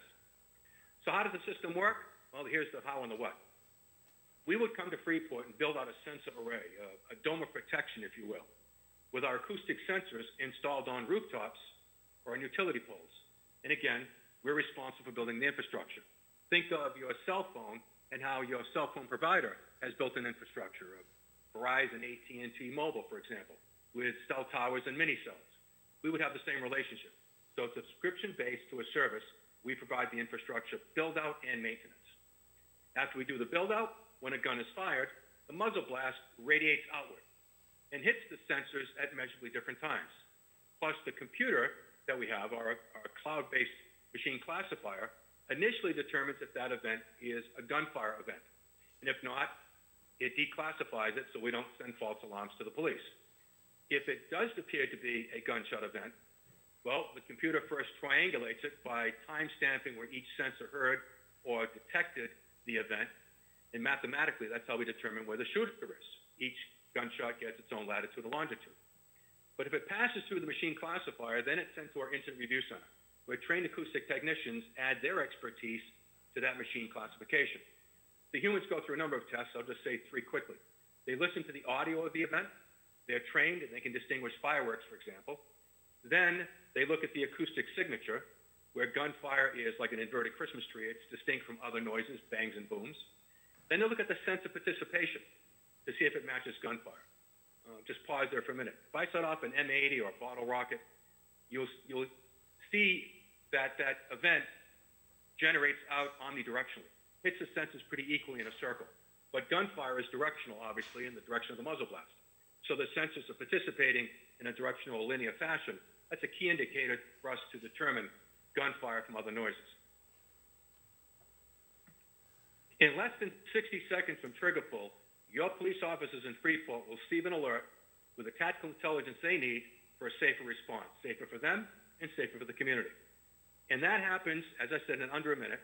Simultaneously, we send the notice to the 911 communication center, to the laptops and the squad cars, to the officers' phones, and even to their smartwatches. And we perform on both Android and iOS devices. In addition, we'll give the Freeport Police and the City of Freeport our service promise in writing. We'll detect 90% of external unsuppressed gunfire over 25 caliber within a 25-meter radius. We'll give you notice of that gunfire in under 60 seconds and be in service 99.9% of the time, particularly now that we have 2 incident review centers, one on the East Coast, one on the West Coast, so full redundancy in the event of a man-made or natural disaster. Now, at this point, you may be wondering how accurate and timely is ShotSpotter. Well, last year, 2019, we heard millions of bangs and booms through our system. Through the computer filtration in the humans, we were able to qualify over 141,000 of those bangs and booms as gunfire. And we sent those alerts out with a 97% accuracy rate, a false positive rate of just 0.5%. And we did that on average in just 34 seconds. That is from trigger pull to police notification with a location in 34 seconds. ShotSpotter protects your personnel, your plan, and your public. Let me talk just for a moment about protecting your police. Here's an example again of a ShotSpotter gunfire alert. If the officer who receives that, who would have heard that noise you heard earlier, would cause the officer to look at their device. Then, by clicking on this blue arrow, the officer can replay the recording of the gunfire that we've captured. Then, to further help the officer to protect the public, if the officer clicks on this blue Street View icon, we take the officer right to Google Maps with a full view of the crime scene that the officer is being dispatched to. So rather than drive into the hot zone in the blind, if you will, or worse at night, as I recall as a young patrol officer, with my flashlight or spotlight trying to find a street address to match what the dispatcher was sending me, I can find a landmark building like this one on the far right. I can see that from a block away, and I get out of my squad car and make a safe and tactical approach. Your officers can acquaint themselves with gunshot data prior to coming to work, regular duty, overtime, or extra duty. Really important for our officers to know what's been going on their beat since they last worked. So say, for example, I worked yesterday for the Freeport PD and I'm coming to work later tonight. I can look at my device and I can see what's occurred in the last 24 hours. I've been on my 2 days off, come back to work my third day, and I can see what's transpired. And just by clicking on any one of these yellow balloons, I can go to the call and get the data about the incident. I've been off for more than 3 days, say a week's vacation. I just click on the box where it says 3, go to 7, and again, full acquaintance with what's happened so I can better serve the community being briefed on gunfire in my neighborhood. And for the chief, this is particularly important as well because we want our command staff to allocate resources effectively. We want the deployment to be data-driven, intelligence-led, and bias-free. So just watch what happens if the chief can look at the data over 24 hours,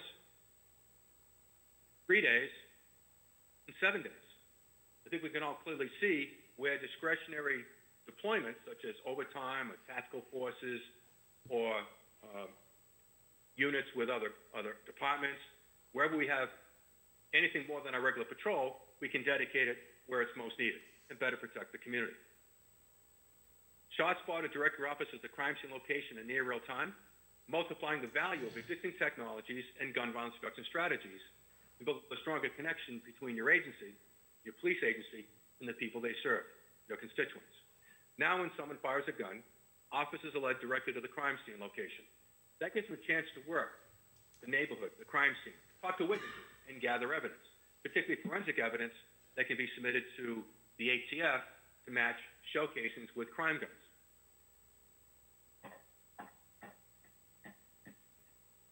And since ShotSpotter can detect the precise time and location of the shootings, we can integrate it with other technologies, such as directing a video management system to pan, tilt, and zoom in the direction of the gunfire, perhaps capturing the shooting itself, or at least seeing who had access to the crime scene or who fled from the crime scene.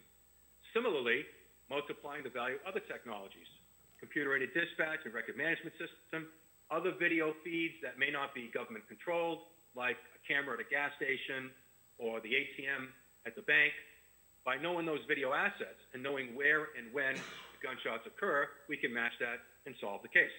License plate readers, real-time crime centers, a crime forecasting tool that we also have in our suite we call Connect. And if that's in your future as well, and I don't know if it is, UAVs and drones. By actually dispatching, say, from the fire department, a UAV to get right to the crime scene and see if someone is injured so we can deploy an ambulance even before the police arrive. And just as importantly, helping the police better connect with the community. Now when your residents look out the window, they'll see your officers respond to the gunfire from your department. See them get there quickly and effectively, perhaps making an arrest of a shooter. And if not, getting the evidence they need to make the case to prosecute and identify those serial shooters. And this is the essence of precision policing, identifying the shooters who are causing most havoc and removing that threat to society without over-policing the community. We know that so few individuals are responsible for so much of the gun crime. And so removing these serial shooters really has a significant impact on the overall safety of the people of your community in Freeport. They'll see your officers attend to the gunshot victims, offering life-saving first aid and preparing those victims for immediate transport to the trauma center. Independent studies have shown that gunshot wound victims located based on ShotSpotter arrive at the trauma center several minutes faster than through 911. As I say in the medical profession, time is tissue. They'll see your officers set up the crime scene, put up the yellow tape, talk to witnesses that are nearby, get that forensic evidence to be submitted for analysis. But before your officers leave the crime scene and take down that yellow tape, we will train them. And by the way, we'll train the entire department, prosecutors, call takers, dispatchers, and every officer sworn and civilian, from patrol officer up through chief. We're going to ask them to take one small but critical step, and that is, before they leave the crime scene, go a couple of houses in each direction around where the gunfire occurred, and knock on doors or ring doorbells. And I'll just say quickly what we expect to happen. The person who used to look out the window in Freeport and not see a police response, through no fault of the police, but the fact that no one had called 911, now with this automatic notification system, they get to the neighborhood. The woman looks out the window, now she sees a police response. In fact, she'll answer her door. And the conversation, we think, would go something like this. Ma'am, I'm sorry if I woke you. I realize it's now 3 o'clock in the morning. My partner and I are here because we care about you and your family. Do you have children at home? Were they awakened by the gunfire? Did they need to speak to a police officer to feel safe? We don't want your child sleeping in a bathtub tonight, afraid to sleep in their own bed. Please don't be alarmed if you see flashlights in the next few minutes. My partner and the other officers and I are going to be checking to make sure that no stray bullet hit your house or your car, that no one's hiding under your porch or hiding in your car. We're not going to leave your property tonight to ensure that you and your family are safe. Forgive me, I should have introduced myself, and I can see you're apprehensive to talk to me, and I understand. First of all, here's my business card. My name is Ron Teachman. I'm sorry you met under these circumstances. Usually I'm working when you're sleeping at night. Tell you what, rather than stand here and talk now, maybe give me a phone call later and tell me what's going on with that house next door, what's happening on your street. Whatever you tell me can be kept confidential, but the better informed I am, the better guardian I can be. I alluded to the Cincinnati survey before. Our clients have submitted their own surveys. 81% of our clients see an improvement in the police-community relationship after installing ShotSpotter. So in summary, how does gunshot detection lead to a reduction in gun violence in Freeport? Well, more ShotSpotter detections set up a chain reaction that leads to more and faster responses by the police, leading to more evidence recovery, witness interviews, and investigative evidence that's important for solvability. And that leads to identification of perpetrators, to prosecute them, to deter them further, and that deterrence and reduction leads to healthy communities. So I'll stop there because I know my time is limited. I want to leave some time for Q&A. So I welcome your questions. And on behalf of my colleague, Jason Silva, who's attending this meeting remotely, we thank you for your time. Thank you very much, Mr. Teachman. I'd open to council questions at this time. Chair. Unmuted. Okay, I'll get started then in regards to it. Well, again, thank you very much. I greatly appreciate the information presented. You mentioned near the end of your presentation that some of your training is going to be with SA or with the prosecutors. How does what's your history been, particularly in Illinois, regarding evidentiary issues of this ShotSpotter? And your ability to work with prosecuting offices to not only have the initial response, but also be able to take it through to trial as needed. And also, related to that question, what's been some of your statistics regarding increased arrests, prosecutions, evidence collection, things of that nature, in addition to the other statistics you already shared? Well, great question. Let me try to unpack some of that. So first of all, those clients that do thread the dispatch from ShotSpotter all the way through evidence collection and prosecution, they don't always share that data with us generally, but a very, very strong retention rate, I think, speaks to that.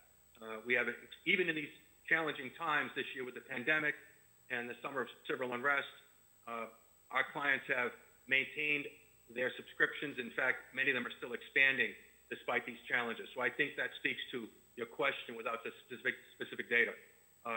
What I will say on the issue of prosecution, and seeing those books behind you, I think you'd understand this. We've been accepted through every jurisdiction we're located, the Daubert and the Frye tests. We're able to get through those both locally and federally. In fact, we have a team of expert witnesses that we deploy, particularly to train the prosecutors and to be available to them for trial preparation and at the time of trial. We give a detailed forensic report in anticipation of trial, besides the investigative lead summary that I alluded to in the presentation, and that is notarized and court admissible as a business record. We've had admittance and success among our other Illinois clients, Chicago, Rockport, Peoria, and Springfield. So within your state and beyond your state, I think you find we have great success working with those prosecutors. I think I touched on all of your questions. Chair? Go ahead. Excuse me, sir, but who in the area of Freeport has your system? Maybe a 50-mile radius or 100-mile radius? I'm sorry, could you please repeat the question? Yes. I was wondering who has your system within the area of Freeport? Has anyone has it going right now at their in their city?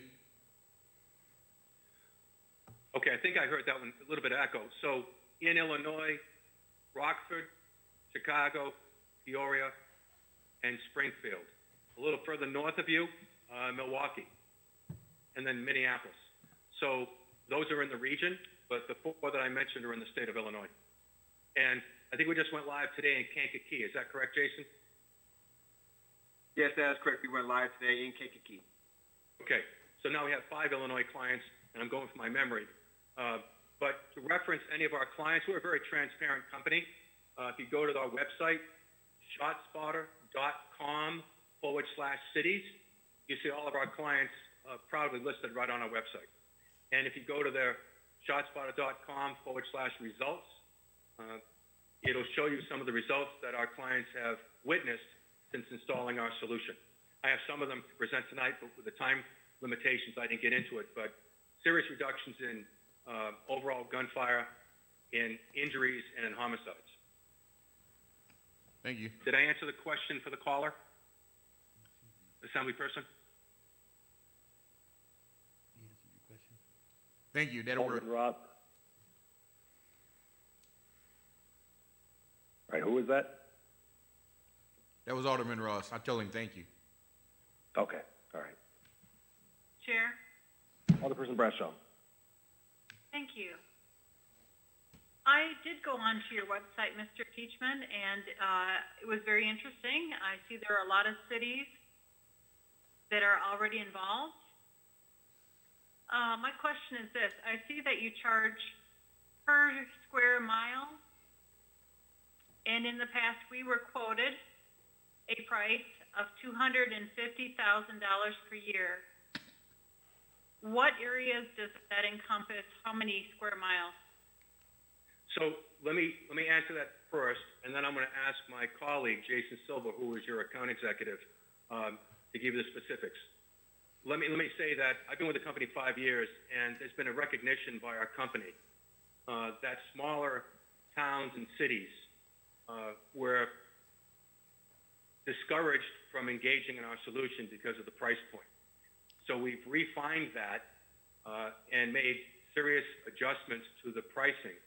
We do no longer have a square mile minimum, and the price is now tiered so that Freeport falls into what we call the lower tier pricing that Jason will explain.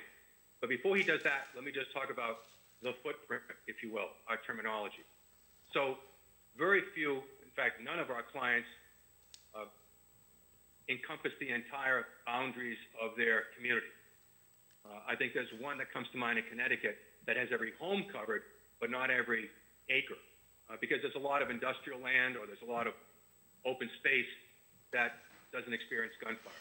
So what we do with the police department that we're servicing and a community that we're servicing, we look at the crime data for the past few years. We look at the homicides, the non-fatal shootings, the armed robberies, carjackings, and home invasions where a gun is involved, the overall gun crime.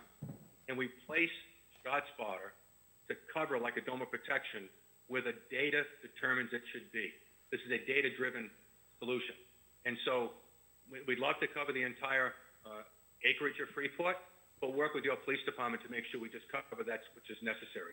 And we set up enough sensors to saturate so we can get proper acoustic reception, if you will, much like the cell phone tower analogy I drew. We put the sensors in that would meet that requirement. And the price is driven by the coverage area, not by the number of sensors. And with that, Jason, do you want to answer the pricing question? Yes, absolutely. So what Ron touched on, the lower tier pricing program, rolled out earlier this year in the very beginning of 2020. The solution now is $49,500 for cities that are 50,000, under 50,000 population or under 100 sworn officers. So the city of Freeport falls into that category, $49,500. There is no charge for the service initiation fee. There is no charge for the training and onboarding of your department and your district attorneys and anybody who's involved in that process. It's a 1-year subscription for 12 months, flat rate of $49,500. We don't, like Ron touched on during the presentation as well, the city is not responsible for the maintenance of the system. The city is not responsible to make sure the system stays live. We take care of all of that, and it's all for that one flat fee, no longer the price you were quoted before. And if you choose to have a footprint larger than a mile, then it's simple. We just get on the a Zoom session, for example, or a session like this with the police officials, and they can actually dictate to us while we're looking at the map of your area, see what the streets are, the boundaries or natural boundary. We measure it out. We have a tool that can give them a square mileage figure right over the phone, and that will calculate at a percentage of 49.5 for the additional part of a mile. Did we answer your question, Assemblyperson? Yes, sir. You did answer my question. And these prices are much different than what we were presented before. So thank you for your time, sir. I hope you find them more favorable. Additional questions and comments? Chair? Alderperson Borneman and then Busker. All right, I have a couple questions, if that's all right. The 49,500. Can you hear me all right? Yeah. Okay. That includes the report that comes, the expert witness testimony, and all that. That's something that's included in the subscription, or are those extra? So the report I referenced would be available to the police at no charge in the application of a search warrant, or if there was a shooting where an officer had to use his firearm or her firearm, an officer-involved shooting. Normally what happens for expert testimony, and the prosecutors I think would understand this, as this is their normal course of procedure, we would ask them to pay per diem and travel expenses for the on-site use of the expert. Any pretrial prep may be additional, but we usually seek that support from the prosecutors, not from the police department directly. Thank you. And then the report is generated for every incident?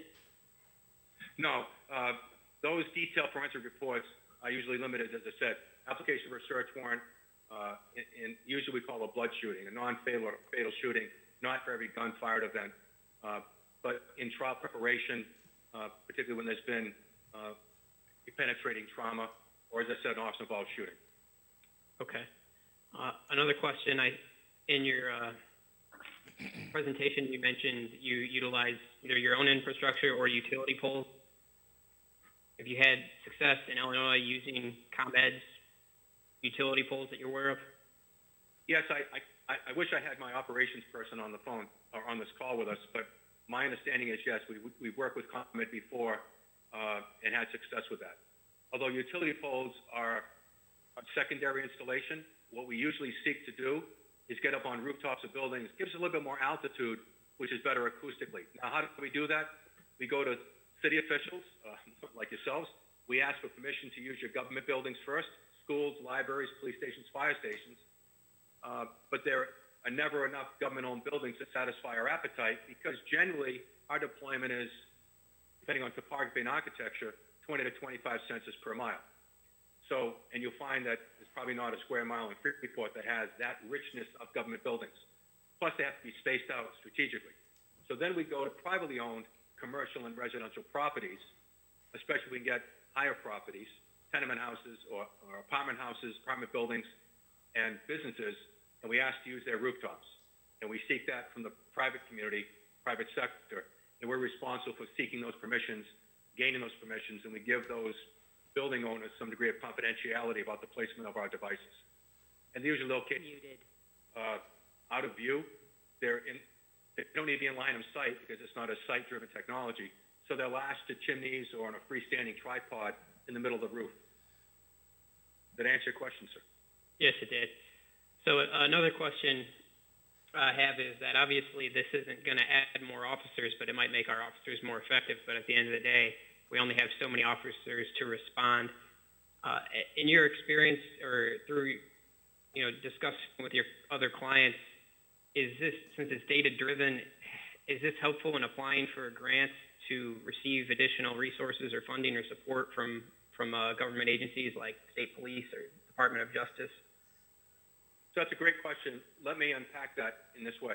Well, first of all, you're absolutely right. It does make our officers, and I say this as I still bleed blue. I was in law enforcement 38 years, as I alluded to earlier. And the idea is giving this technology that gives them a degree of safety by giving them tactical intelligence, situational awareness.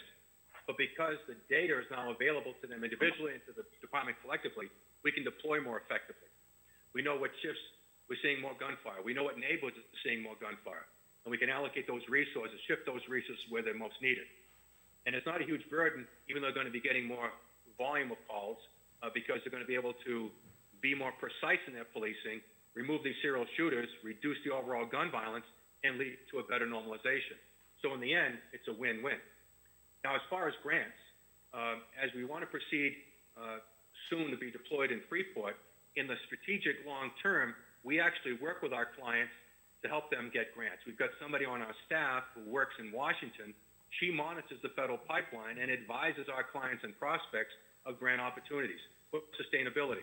And furthermore, Jason and I are positioned to help to seek any funding from the private sector in Freeport or around Freeport where people want to contribute to public safety as well.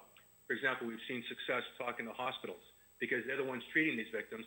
They want to get involved in reducing gun violence. They want to protect the community, want to protect their employees at work when the trauma centers overrun with rival gangs or groups, and they want to protect their bottom line, understanding that many gunshot wound victims don't have insurance. So the private sector appeal, as well as the public sector grant positioning, we're helpful to do that. And lastly, to your point, we have absolutely seen clients use ShotSpotter data to validate their applications for other grants. In fact, there's a gentleman on a customer success team, Al Lewis, from Miami Gardens. He did exactly that when he was a police officer, when he was a client, before he joined our team. He leveraged ShotSpotter data, and now he teaches clients how to do exactly what he did in his previous career. That's great. I have just one more question. Well, I could go on for hours, but I'm going to limit it to one more question. Let me make sure that I give you my email address, and I invite these questions, if they're allowed, offline. rteachman@shotspotter.com. I'll be happy to entertain your questions offline if there's a time limit tonight, but please go ahead. Thanks. Just the last one. So it was a really high percentage of customers or clients who said they'd refer, but there was, I want to say it was 97% said they'd refer, but there's 3% that, so obviously 3% wouldn't. Do you know, what are the complaints from the customers who weren't satisfied with the product? Well, I don't know that verbalize a complaint as much as they didn't resubscribe and they kind of fell off. And here's what we see. Obviously, we see some challenges. We get a hiccup once in a while when there's a change of leadership. Maybe it's the tendency of police chiefs to undo what the last person did that preceded them, especially if they come in from the outside. I've witnessed that as an officer with different chiefs undoing the strategies of the predecessor, and that's a concern. So we don't have a 100% renewal rate. We're pretty strong in our renewal, but there are also some fiscal issues that cities come across.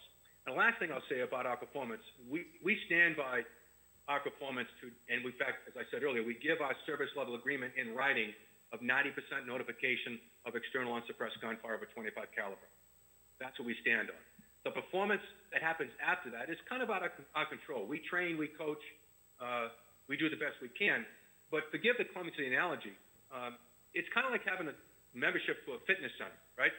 So you give me a membership to a fitness center, and if I go there, if I don't go at all, and a year later I don't have a six-pack, don't wonder why. If I do go there but don't use the equipment effectively, I may not get the right results. So this is why, frankly, in the last few years, we have added this customer success team as part of our subscription service. This is all included in the price, and customer success involves most, in fact, it's completely former law enforcement, both local police departments, all former clients at various ranks, as you can see. We've hired some ATF people, deputy assistant directors that at some point in their career worked right under the director in Washington. Immense experience working with gun crime out of the ATF. And we've hired crime analysts. And we're always looking to expand this team to get better service. So the analogy is, imagine now you go to this fitness center and you've got a trainer, a physical trainer to help guide you through the workouts, show you how to use the equipment properly, motivate you, to get best practices. And in fact, before we go live with a customer, we go through a best practices checklist as part of our onboarding. Training, policy, we take model policies from around the country and make sure it's bespoke to Freeport with the capacity that the chief has. And we want to make sure we have an understanding before we go live, before we're operational. How are we going to measure success? What does success look like to you, chief? What does it look like to the aldermen of Freeport? What is the community looking for? And make sure we have those measurables in place. And I think that's what has led to our Net Promoter Score of 70 and our 97% customer satisfaction rating. I hope I answered your question. Please let me know if I didn't. No, that's summarizes what I asked. I appreciate the presentation, and I'll end with a comment and say that there clearly is a problem in Freeport with gun violence. We're at well over 100 shots, confirmed reports of shots fired in town.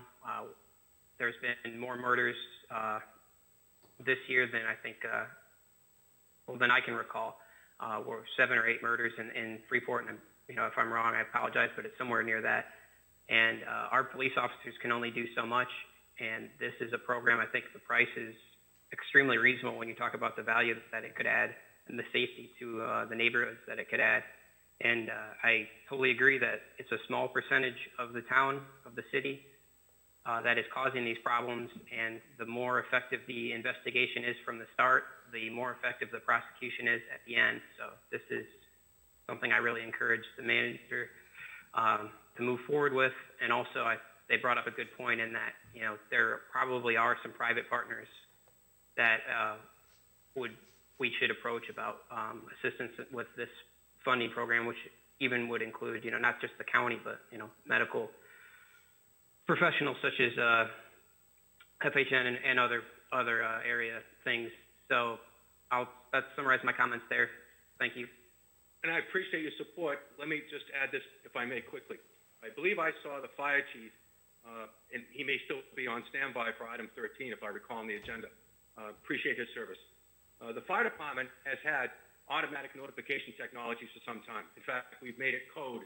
Certain buildings have to have smoke detector, smoke alarms, CO2 systems, and those sorts of things. Because there are instances where a human is unable to make a call for public safety response. And we know those technologies have saved lives.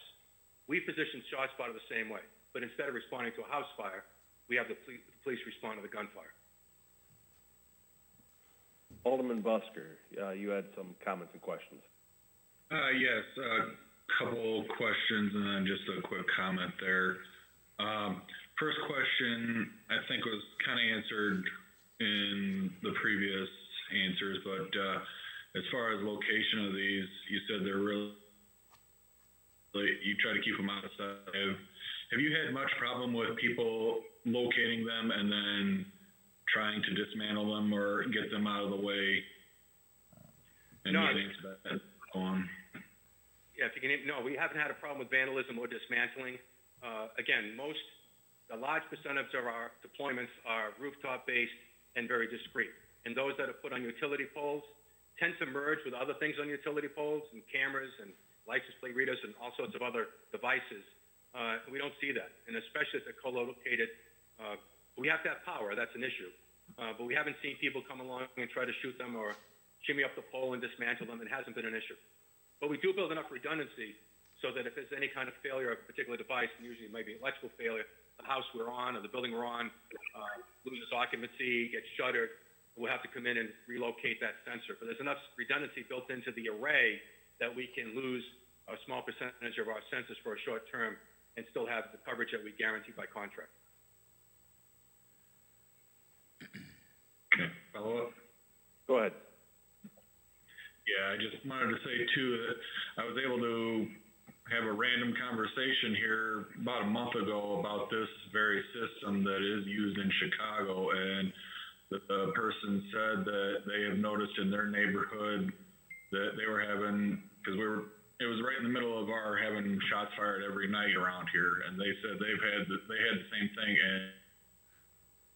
and it's probably been a couple months since they've had shots fired in their neighborhood. So, I take that as a very good testimonial that the system works. So, the only other question I had is, and this would be a question for our staff, is this something that we can put in the budget? Unmuted. We stopped just before the police budget, but I do believe it was in the software portion of the proposed budget for discussion, giving us some flexibility if we wanted to proceed. Is that correct, Manager Bucus? That's correct, Mr. Chairman. Mr. Chair. Is Chief Summers available for any comments and feedback regarding his conversations? Obviously, he knows his department very, very well, and his thoughts regarding this potential tool with his department. Yeah, I'm here. I guess the comments that I can make is just a perfect example is last night when we had officers out on a call. They heard shots fired. They didn't know where it came from. They waited for a call to come, but that call wasn't in the correct area. They arrived there, nothing was there, received another call a short time later of a different area, and then they got there and found the shell casings in the roadway. So it's not going to stop the shootings, but it's going to get us to the area a lot quicker. It's going to give us the ability to possibly, catch people coming or going, or just get us to the scene in a more efficient manner. And, our officers hear what they believe is gunfire that does not get reported as much as it probably could. We don't find damage sometimes, but if we have more tools to get us to the area, I think our success rate and cutting these incidents down would be greatly enhanced with a product like this.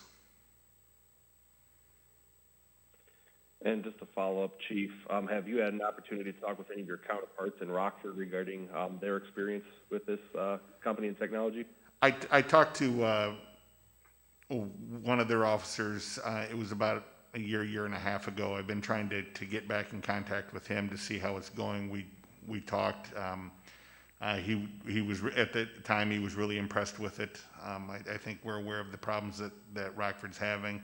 They're very similar to ours. So I haven't had that time to talk with an officer there recently on how that's going.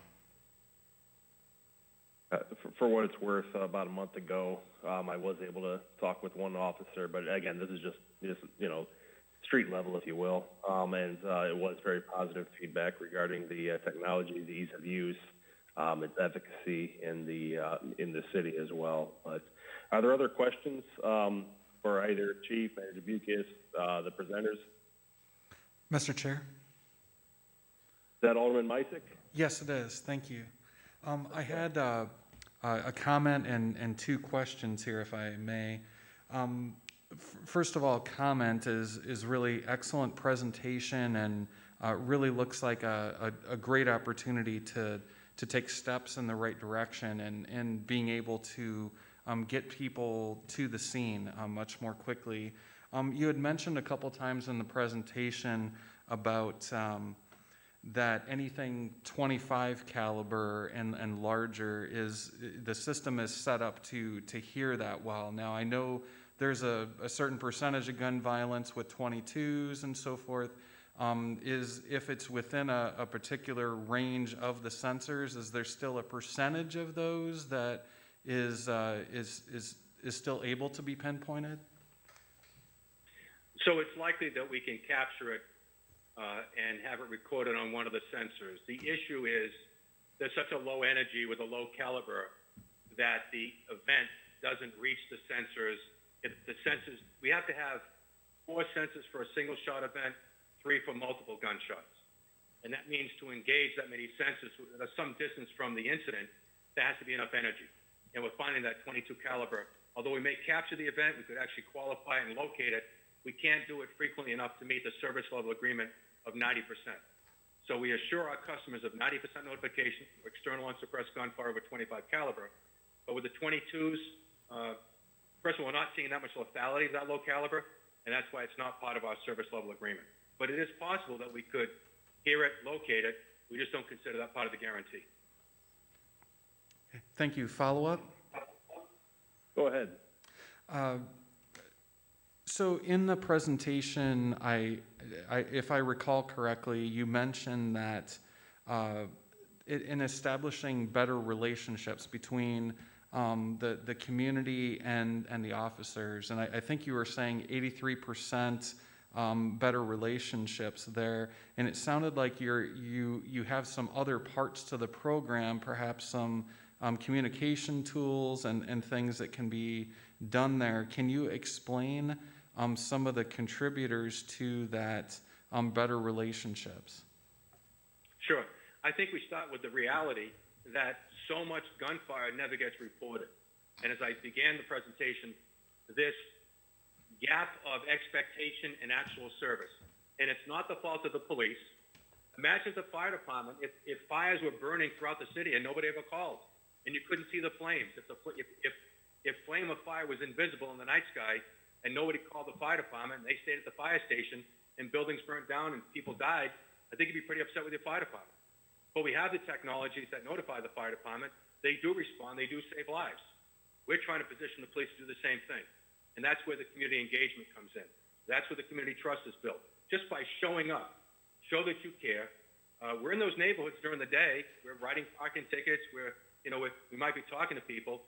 But when they're awakened at night, when they really feel vulnerable, we're not there. And that's because there's this 911 gap of expectation and service. We fill that gap. We give the police a chance to comprehensively respond. And besides the training and the scenario I gave you earlier about talking to that woman at the door, we encourage door hangers. We leave a door hanger if they don't answer because of the time of the night. They can get up in the morning, they see that door hanger, they know the police had stopped by because they were concerned. And if they have any information they want to follow up on, they were afraid to have a squad car come to the door when the shooter or the shooter's allies may have been in the neighborhood. They can make a discreet call to 911 or the detectives the next day and increase that solvability.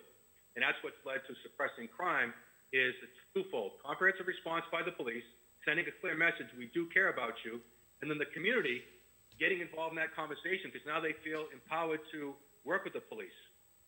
They feel empowered to come forward and know that if necessary, their identity can be protected, but to give the police the information to solve the case, apprehend the perpetrator, and remove that threat to society. Thank you. Additional comments or questions for our presenters or administration?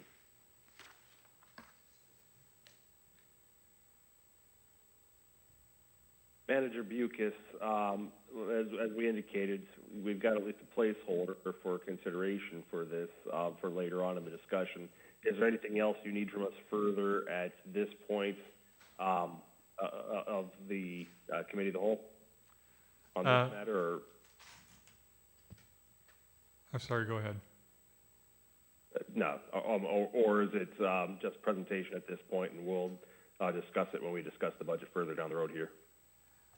I believe when we are discussing the budget is the time that we'll be discussing it further, which will be later on tonight.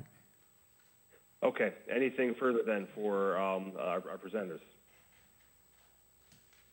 If not, Mr. Teachman, Mr. Silva, thank you very much. We greatly appreciate the time and the presentation. You're very welcome. My pleasure. Hope to come visit you again when we get back to normal. Thank you. All right, item 10 was taken off the agenda. So the next item is the discussion regarding the electric energy contract presented by Mike Mudge, Rock River Energy.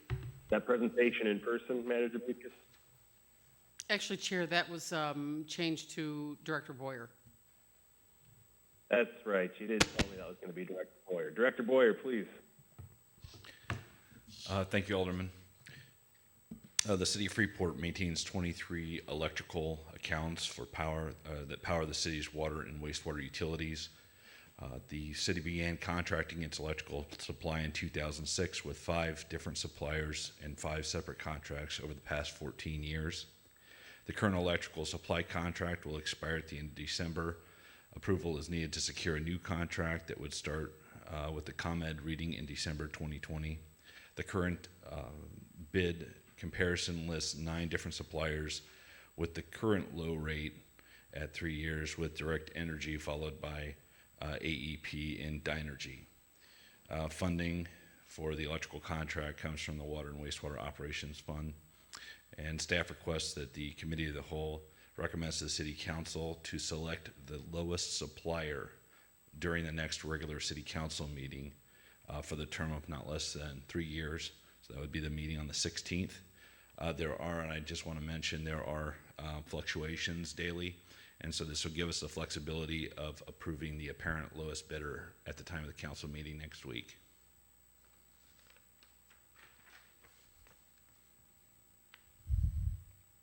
Do you have any questions? All right, so you're asking that we do a 3-year term then on that because it's lower than the 1 year and the 2-year proposals? That's correct. Okay. And could you repeat what you said in regards to the fluctuating portion, and so what are you wanting us to do at the next meeting to address the potential fluctuations? Absolutely. There's 9 total bidders. The energy market fluctuates daily, and I would like you to pass this on to the city council meeting on Monday to approve the lowest or apparent lowest bidder at that time, not tonight, or not to approve the bidder tonight, but to approve the lowest bidder on Monday.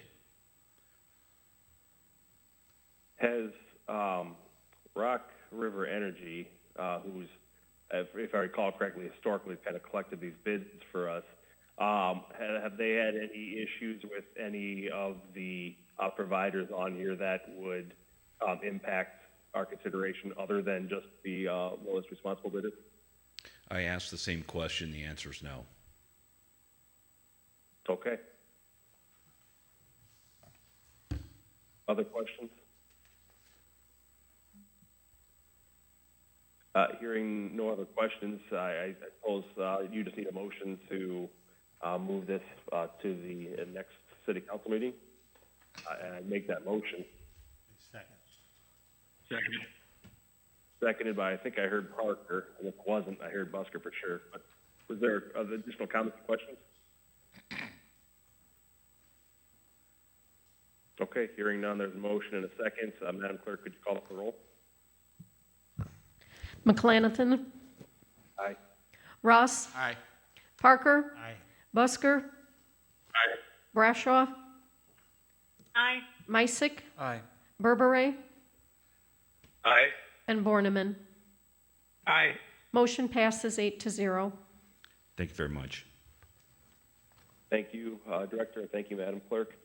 Next item is Freeport Housing Authority Monthly Report by Director Jameson Varner. Muted. I saw her on earlier. The Director, are you on right now? I am on. I am remotely. Okay, please go ahead, Director.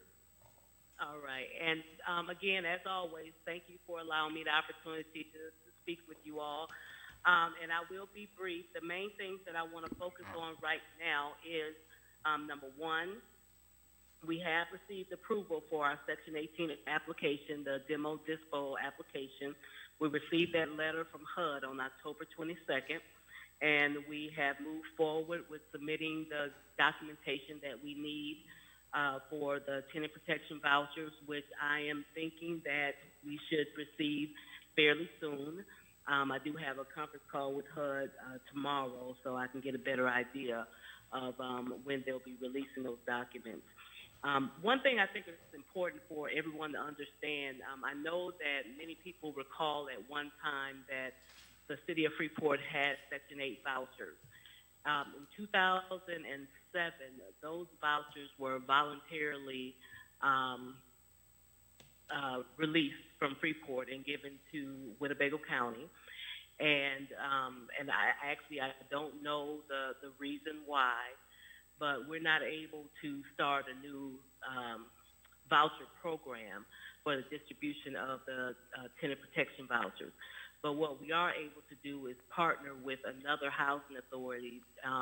We can do the counseling, and that housing authority will do the issuing of the vouchers. We did receive approval from HUD to work with Menard County. Menard County works with about 20 different counties throughout the state of Illinois. They have a very good program. One thing we've talked about in the past is that, we do know that we'll have people who want to port out to different housing authorities as well as probably out of state, and we think that they have the capacity to help us do that. and we will be working on our agreement to do that as well. So everything is really falling into place. The Housing Authority, along with HUD, kind of established a date around the first of the year or shortly after the first of the year, at least to have a better understanding related to where people want to go and the counseling that they need. Again, we did establish a calendar that spans over about 24 months, 21 to 24 months, just given the COVID pandemic. We know that it may slow people down in terms of being able to relocate, but we definitely will make certain that they have full support in being able to make their moves. Let me see. The other thing that I wanted to focus on quickly is that we are about to start a second Section 18 application, and this is at Westview. I've mentioned to you all before that we do have 3 buildings which represent 18 units that they have been deemed as obsolete. We do plan on having those units removed, and the goal is to make certain that we do this before the end of our fiscal year, which is 3/31/21. We'll have that application approved by then, and then we can start that process. The difference with this particular project is that I don't think that we're going to encounter the same kind of problems that we did with Parkside. Parkside was pretty unique given the floodway. There may be a possibility that we can redevelop on that land where those 3 buildings are right now. But we're also working on our plan to do some renovations over at over at Westview, which includes the Willow Apartment. Still working with the architect on our cost analysis and actually looking forward to sharing that information with the city. I am looking at the possibility of a 5-year capital plan focused on priority areas in terms of what we need to do to start bringing those buildings up to date at Westview. And unless there are any questions, those were the main things that I wanted to talk about tonight. Mr. Chair? Chairperson Breshow. Thank you. Hey, Babette, good to hear your voice, even though I can't see you. Thank you. Good hearing your voice. Maybe I can help you with the understanding a little bit of the Section 8 vouchers that left Freeport. I was on the Housing Authority Board, and at the time, it wasn't financially feasible for HACF to manage those vouchers with the personnel on hand. So at that time, the board voted to have them transferred to Winnebago County Housing Authority to manage them only. There were less than 50 vouchers, and I'm sure you are well aware, anyone in possession of a Section 8 voucher can move anywhere in the United States with that voucher. So it does not necessarily mean that they left Freeport. They were just to be managed by Winnebago County Housing Authority. Does that make sense, ma'am? Yes, it does. And thank you for that bit of information. We had the documentation on the transfer, but really not much information as to why. And that really does help with a lot of the confusion. Thank you so much. You're very welcome. And if I can ever help you with any of the understanding of things that happened, maybe 10 years ago, maybe I can be of assistance. Thank you. Thank you. I appreciate that. Director, it's Alderman McClanathan, and I was just asking, thank you as always for the presentations and the reports that accompany it. Just one thing, looking at your waiting list and unit turn, and it looks like you're going to provide it also as we go forward. Are those numbers pretty on par, high, low? How should we read those numbers?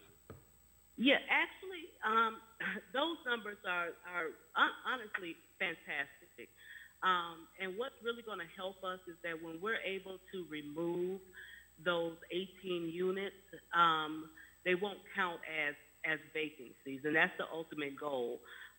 We'll be able to look at our occupancy a little bit differently, and we actually consult with HUD once a week on our unit turn and vacancy rate.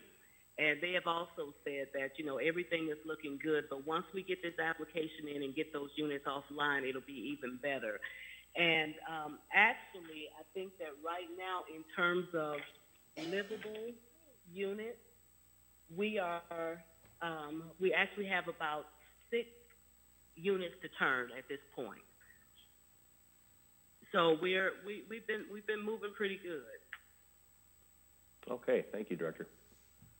Other questions, comments for Director?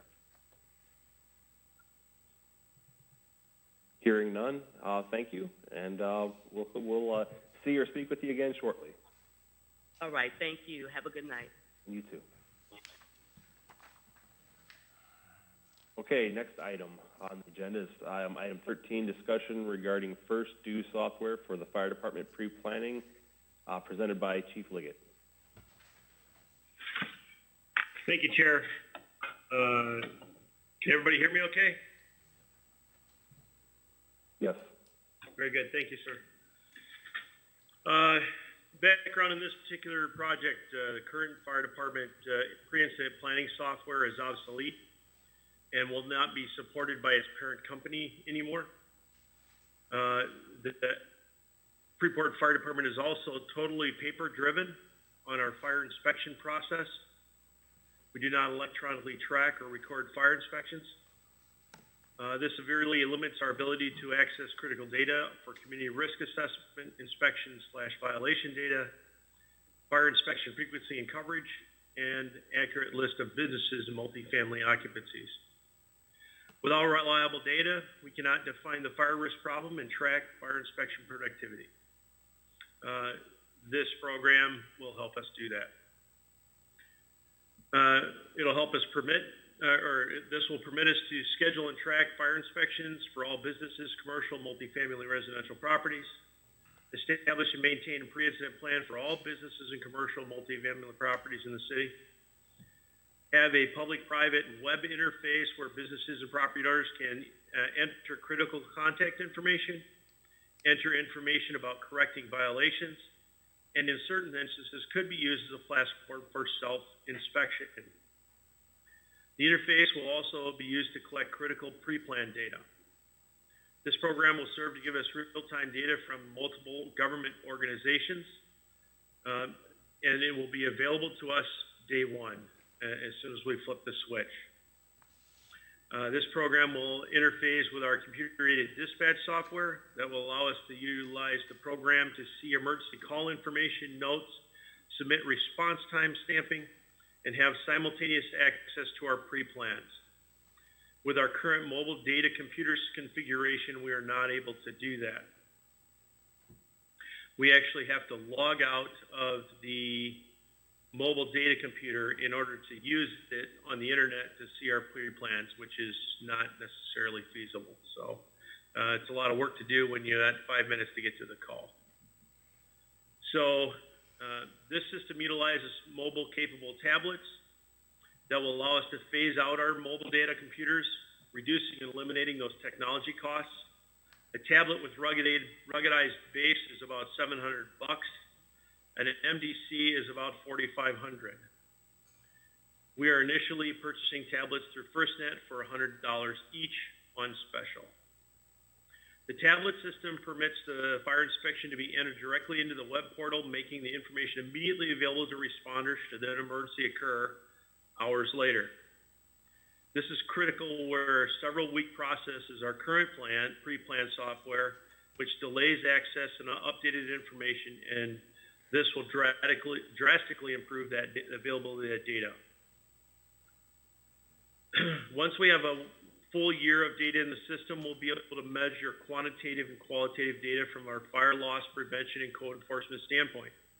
This will allow us to evaluate fire risk, the effectiveness of our inspection programs, and help us determine the path forward on how we conduct our fire inspections. This aligns with our strategic plan and having a connected and accessible and safe community. This also is responsive and efficient government, providing a technology interface with our fire inspection system that is not currently available. The initial subscription cost is $11,205. That includes if you've had the opportunity to review the agreement. There is a quotation there of $7,950 for the sized up, or what is called the pre-plan software, and then $4,500 for the fire inspection module. There's a general discount of $1,245 for a total of $11,205. This is an annual subscription fee that allows us to have this technology moving forward in the way that I've described. I would ask the council to move this forward for consideration at the next council meeting. Do you have any questions?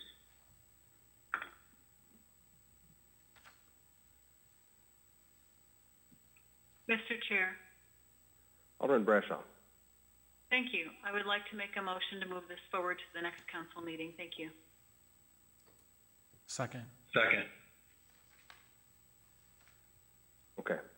So Chief, in layman's terms, if I understood you correctly in your summary that you provided, your pre-incident planning software is currently not supported. It's going obsolete and it's not supported. You have other portions, including inspections, that are not already electronically integrated. This software is going to allow you to pretty much put it all together in one available unit, and it's got pretty good access to the departments, and it's that $11,000 and change price. Is that it in a nutshell, or what are the other key components to this that's going to help the department? That's a perfect summary. Okay, well, and I don't have any further questions. Mr. Chair.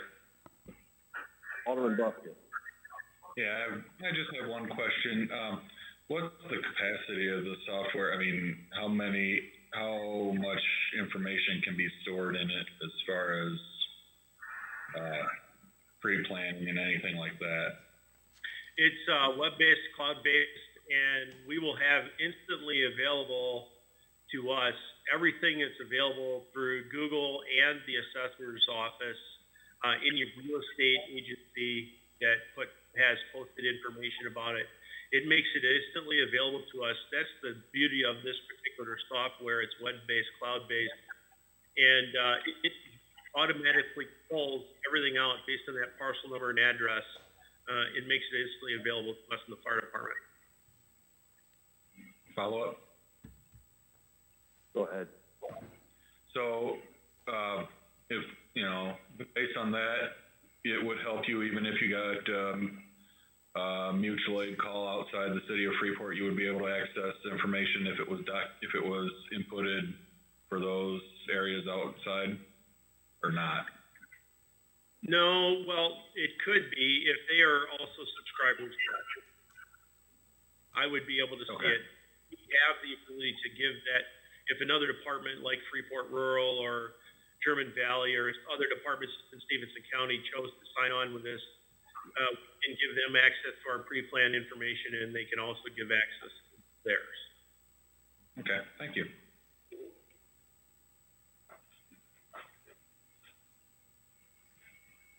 Additional questions or comments after we've already had the motion and the second? Hearing none. Madam Clerk, could you call the roll? I have Brashaw as giving the motion. Who was the second? Busker. For the vote, McClanathan? Aye. Ross? Aye. Parker? Aye. Busker? Aye. Brashaw? Aye. Meissick? Aye. Berberet? Aye. Borneman? Aye. Motion passes 8-0. Muted. Thank you. Thank you, Chief. The next item on the agenda is continued discussion regarding ordinance amending Chapter 806, alcoholic liquor sales to include a downtown festival district, presented by Attorney Steve Cox and also Police Chief Summers. Attorney Cox, do you want to start? Sure.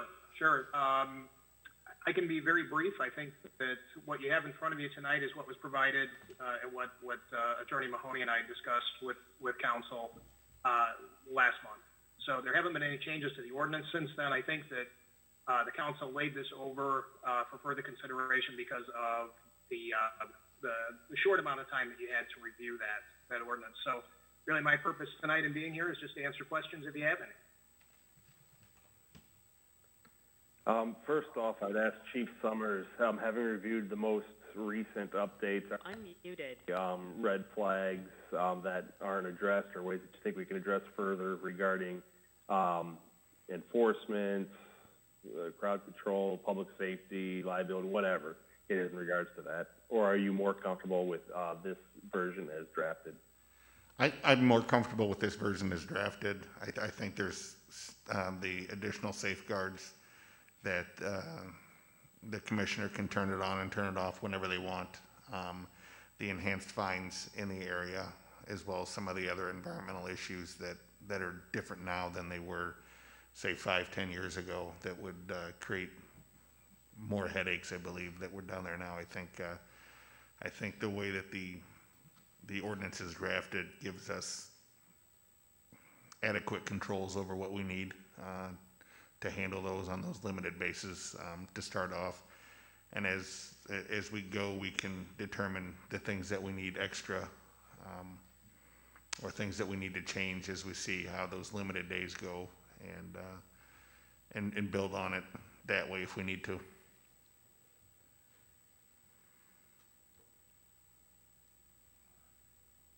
Questions and comments from council?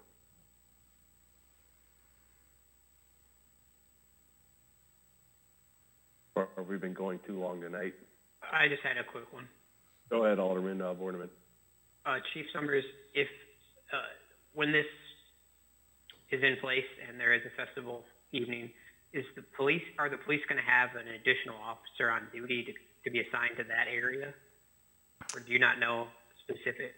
I don't know specifics, and it would be difficult to determine that, and that may be on a case-by-case basis on the determination of what the event is, how many people are going to be drawn down to the downtown. I don't think that every event on its own, the way it's set up, would necessitate an officer being down there. However, there could be variations of events that something would need to be down there.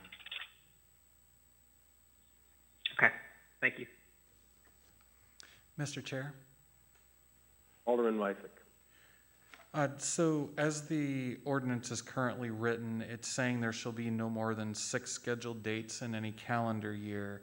Per what we just heard from Chief Summers is the opportunity to have some feedback from the first events and so forth is, I would propose that having at least some gap in between those events, specifically the earlier ones, that there would be some time to respond and change things. Would you agree, Chief?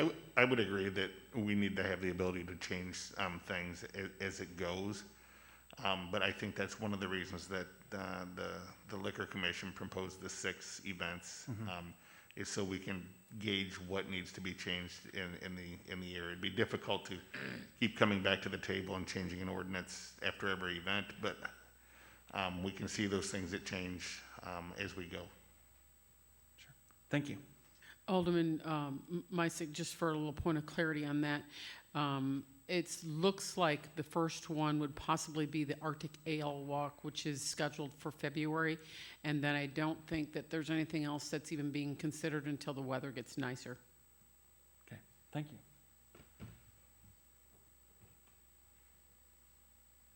Other questions or comments?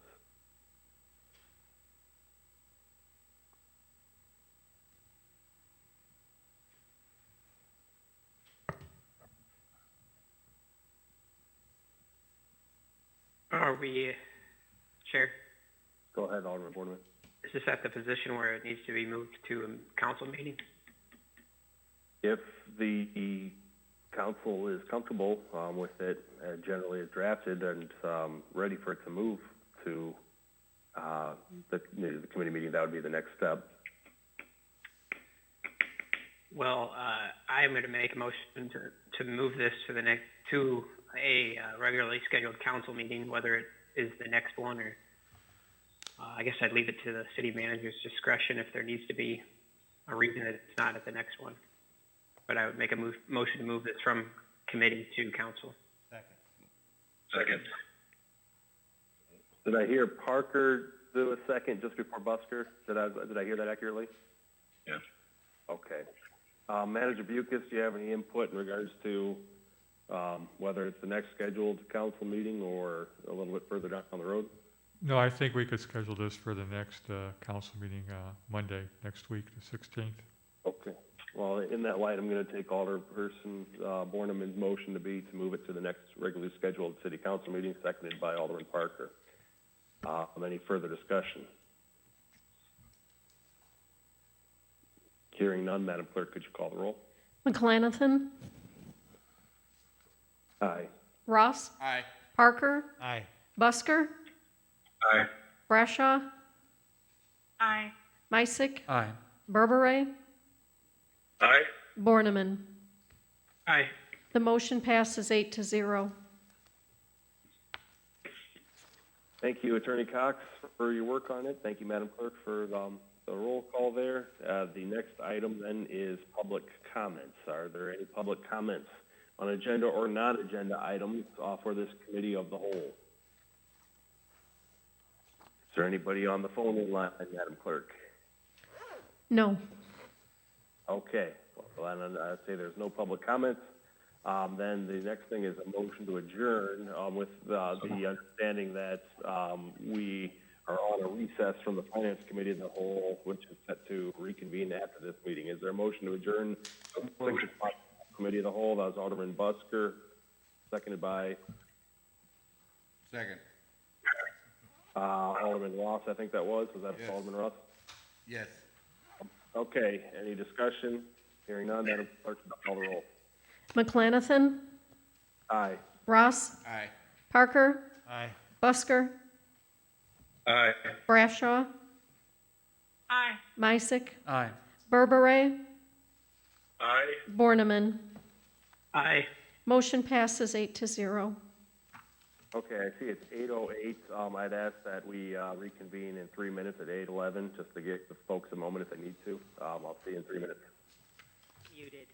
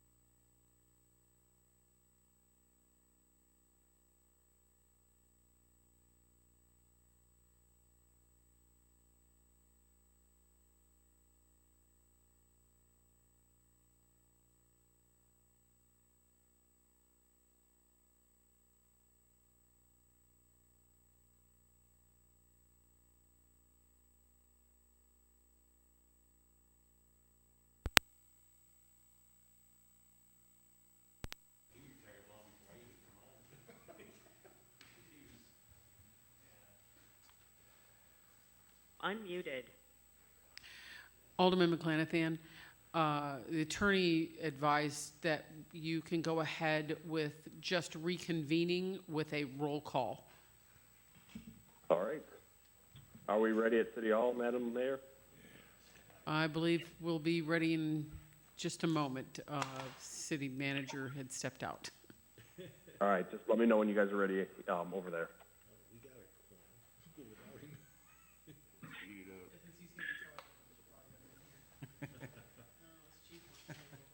Good time to make changes. Okay, we're ready, Alderman McClanathan. All right, thank you, Madam Clerk. Could we have a roll call on reconvening the Finance Committee of the whole meeting that started at 5 o'clock? Mayor Miller. Present. Alderpersons Borneman, Present. McClanathan, Present. Ross, Here. Parker, Present. Busker, Present. Brashaw, Here. Mysick, Here. and Berberay. Here. Okay, we were in the middle of item number 7, presentation of library grants and general fund. We were just at the point where we were about to get to the police department. Chief Summers, are you handling general fund expense PowerPoint portion of the police department? And also, two, could we get the PowerPoint back up on the screen?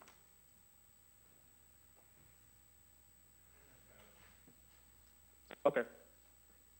I believe Manager Bucus was going to handle it, but I am available for any questions. Okay. Manager Bucus? Thank you, Mr. Chairman.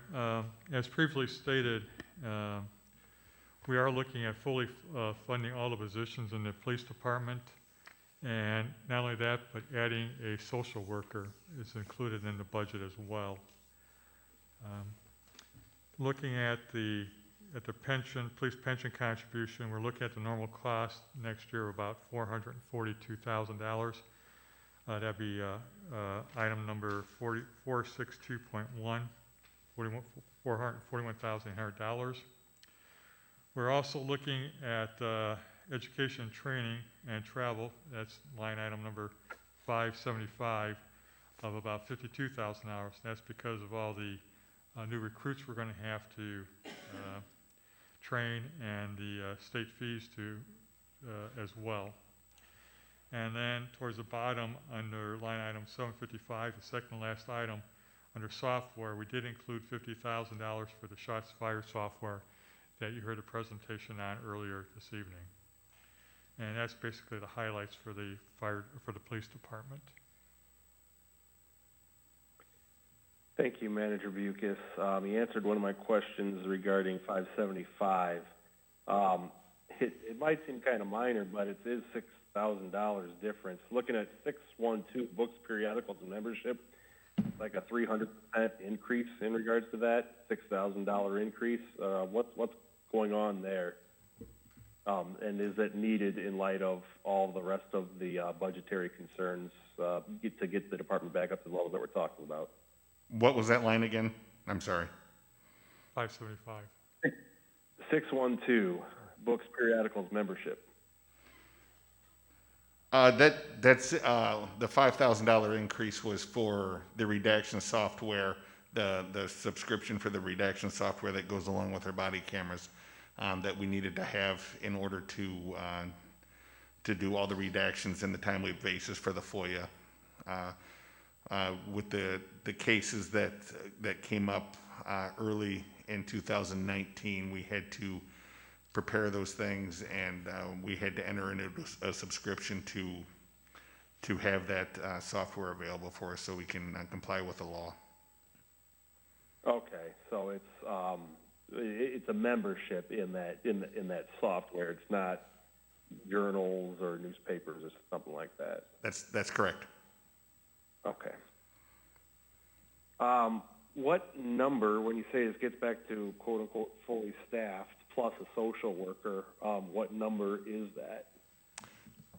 47, and then the social worker would be on top of that.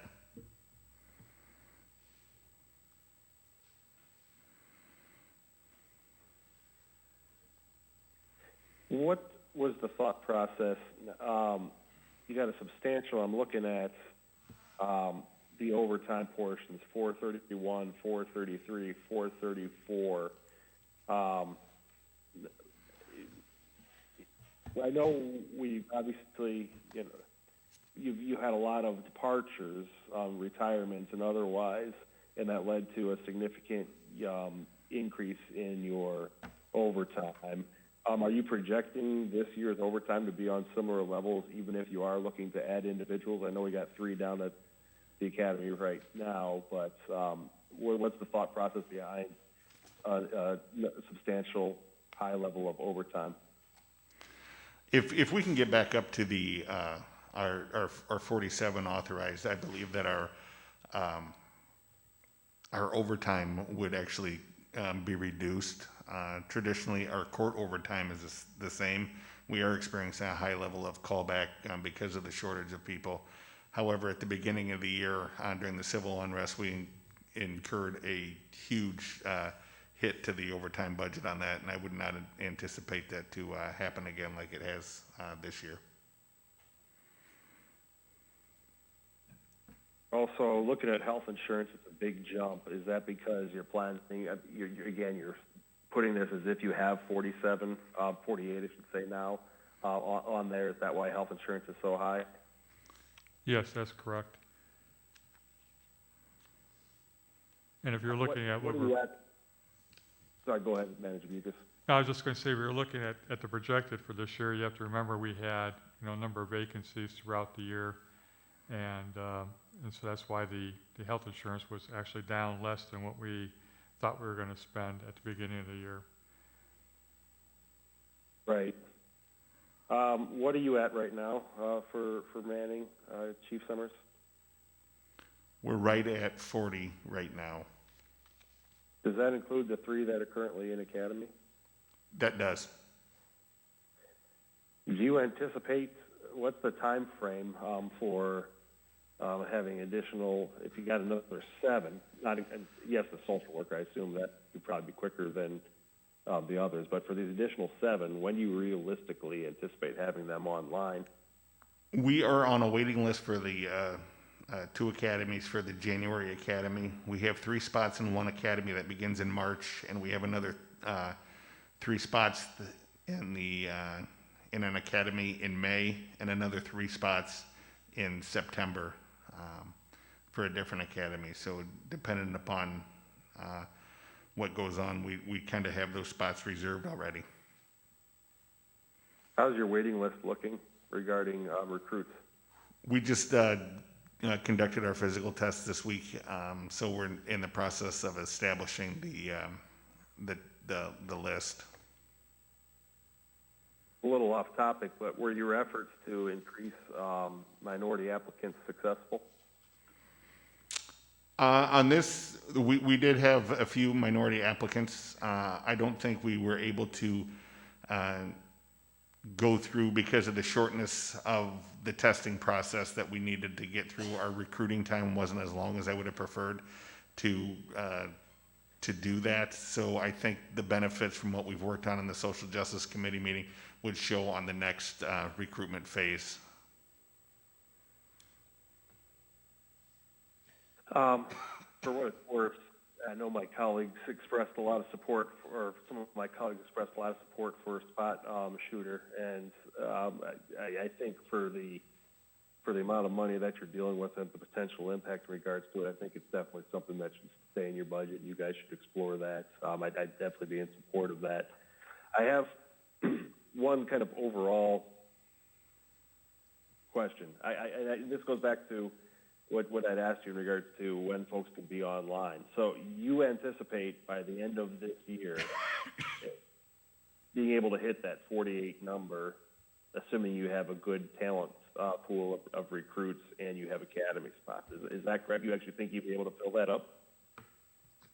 I think that we could be at the 47 mark of people on the books and on the payroll. As to being effective officers, we're going to be looking at probably the following summer before all 47 are up and ready ready to go with 4-month training period and just learning how to do things. So it's a process. Where I'm going with that is something that I don't really have an answer to, but I just kind of want to put out there. I mean, with this budget, with this year, look, I get it's definitely a right goal and a right target. We've seen the impact of a decreased departments, and you guys don't lack for work in many different ways, and you've got good leadership here at the department. I also know that some of the other departments are looking at some of their goals, particularly looking at streets in regards to what would be the cost to do extra pavement and things of that nature. So the only thing I guess I'd kind of ask us to look at as we go down the rest of this road is how much of this target is achievable. And where I would ask Manager Bucas on this is, with these target numbers, we're really kind of assuming, are we not, that it's fully staffed at 47 for a full year, or did you only incorporate it for a part of a year? Because if you operate under the assumption that it's fully staffed for a full year, you're obviously not going to be hitting those expenses. And what opportunity cost are we missing in some other departments for this year if we're budgeting that way? How should I read that, Manager Bucas, regarding that last part?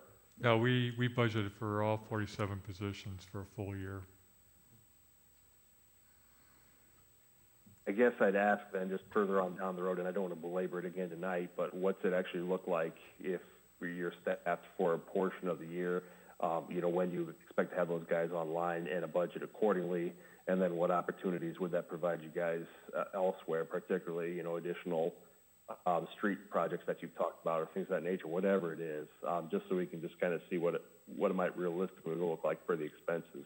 I, on the other hand, argue against myself. I also understand why you're looking at it, because you don't want to sticker shock probably next year come this time. But if it's expenses that are not really going to be realized this year, what else can we do with those funds if we have a balanced budget at this time? Nothing further on that comment. Other aldermen, questions, comments? Yes, Chair. Go ahead. Is that Alderman Parker? Yes. Okay, go ahead.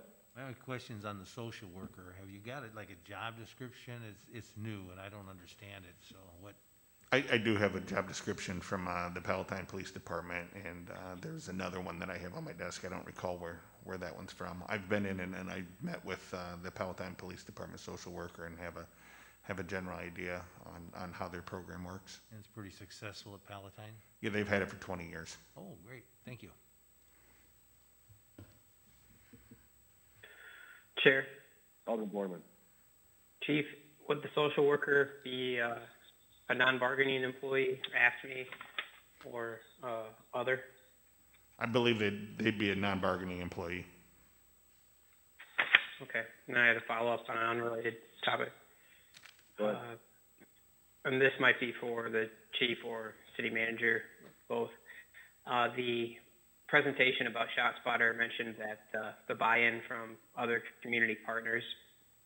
Has the city approached any partners about contributing to the cost of this that would potentially benefit the community as a whole? We haven't at this point. Is that something we could do?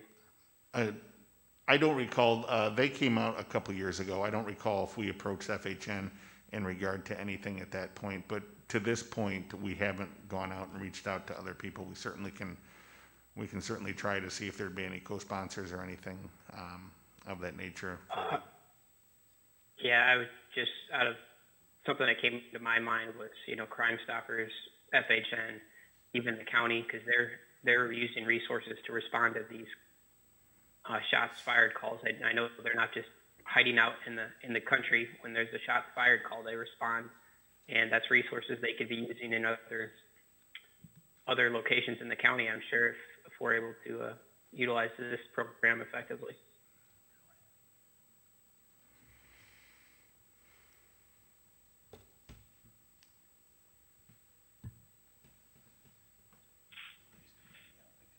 Other comments on the police budget?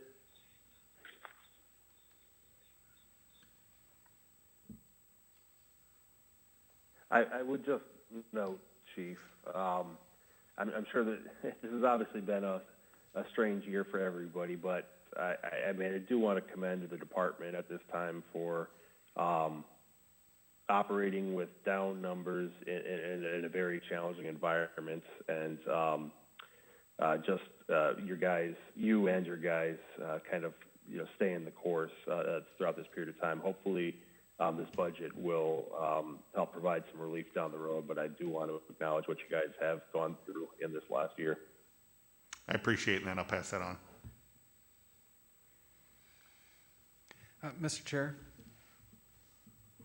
Alderman Misick, go ahead. One comment, I guess, because we had the shot spotter here tonight, and so I'm glad to see that it's included in the budget.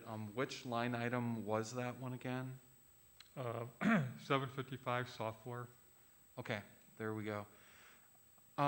With this, I recognize as we budget for this, we consider the value to the community and being similar in line, in magnitude to a person's salary. I consider this similar to, tools available to police as well. And obviously just having that information is so critical. I see that as a huge value on the cost, and I'm really glad to see that line item included in the budget. One thing I do want to make a comment on is that I see the shot spotter as a force multiplier, not a force replacement. So I want to make sure that we all have that understanding of that. Once we're full staffed, in order to keep that, the manpower is more important than the technology, in my opinion. Yeah, thank you. Chair? Chair? Yes, I think was that first Alderman Parker and then Alderman Burberry? Yes. Quick question, once we get back to full staff, do you hope to get another K-9, or is that pretty much, because we don't have a K-9 now, correct? Correct.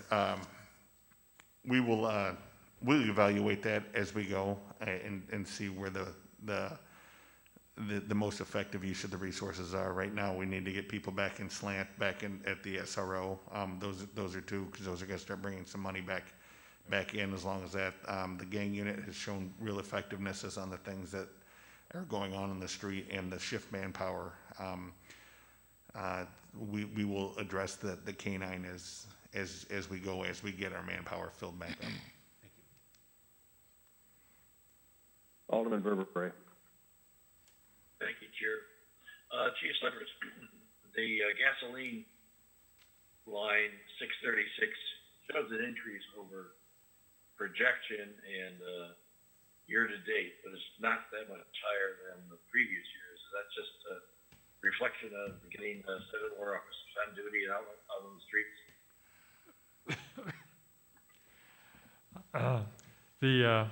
The gasoline line item is based on looking at the gasoline futures actually, and how much they are this year or this coming year versus what they were in the past. So we kind of look at that. We looked at again, we didn't have as many vehicles on the road in the police department because of the shortage of manpower and stuff as well. So we take all that into account, watching the economy, gas prices, crude oil was up today, or early this morning at 5 o'clock anyway, 3% I believe. But, trying to predict what's going to happen in the future here over the next year, we are looking at the possibility of buying some gasoline. I call it the futures, but it's not really futures, it's just buying gas on contract in future months based on what's happening today. I've done that in other places, and it saved us money. If we would have done this past year, we could have saved a ton of money in the middle of the year. Prices are down a little bit right now again, but if the economy starts picking up, if the COVID vaccines that Pfizer and everybody else is working on start coming online next year, you could see production in factories and that going up, and then gasoline prices going up and oil prices going up. So We're just basically looking at what the average has been over the last couple of years, and it's been between 60 and 65,000. And we just put a little bit on the low end at 60 this coming year. Thank you very much for that insight. Thank you. Additional comments on the police budget at this time?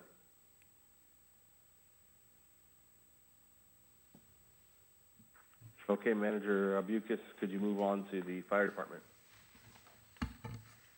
Yes, I didn't talk to the fire chief to see whether he wanted to present it or not, so I'll let him fill in any gaps that I might leave out.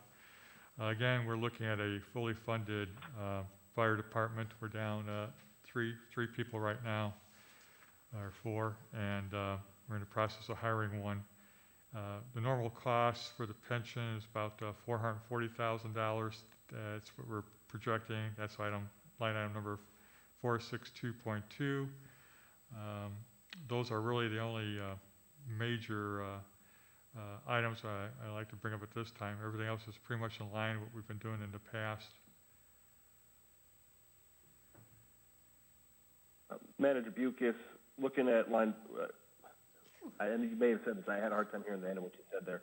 I heard something about in line with the past, but 462.2, the fire pension contribution, your last draft you had it at, I think it was 560,000, and now you've got it at 440. Does 440,000 reflect the accurate annual cost?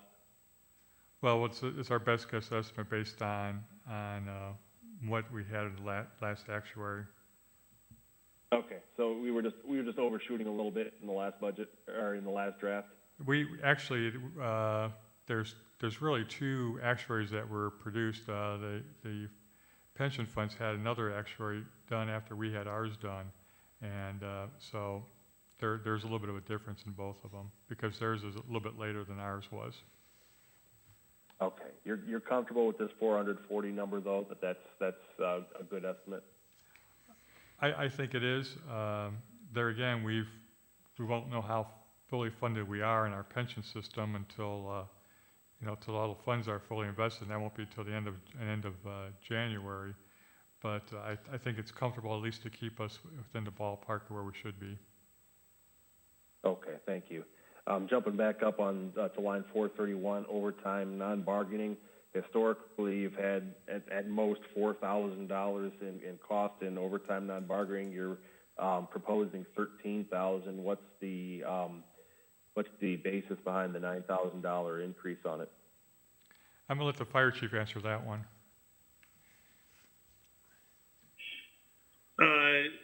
Thank you, Chair. That money is earmarked for the former Lieutenant Tom Cordy is now a district chief, and he participated at the state level with the MAPIS Collapse Rescue Team task force that is headquartered in Wheeling, Illinois. So these are funds that we have set aside for his participation that are eventually reimbursable if he's deployed, so that's why it's there.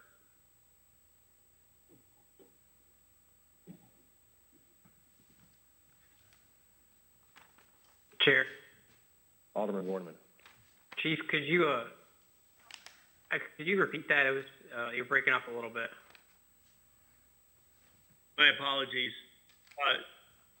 If you remember this year, we had Lieutenant Tom Cordy was promoted to the position of district chief, and he participates in the mutual aid box alarm system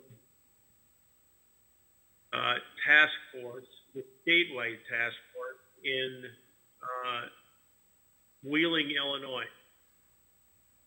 The way the program works is he pays him and then we get reimbursed by the state. So that's why that money is in that particular line item. That money was previously allocated in the fire department regular overtime. What is the purpose of that program or team? To respond to disaster of national significance like Katrina,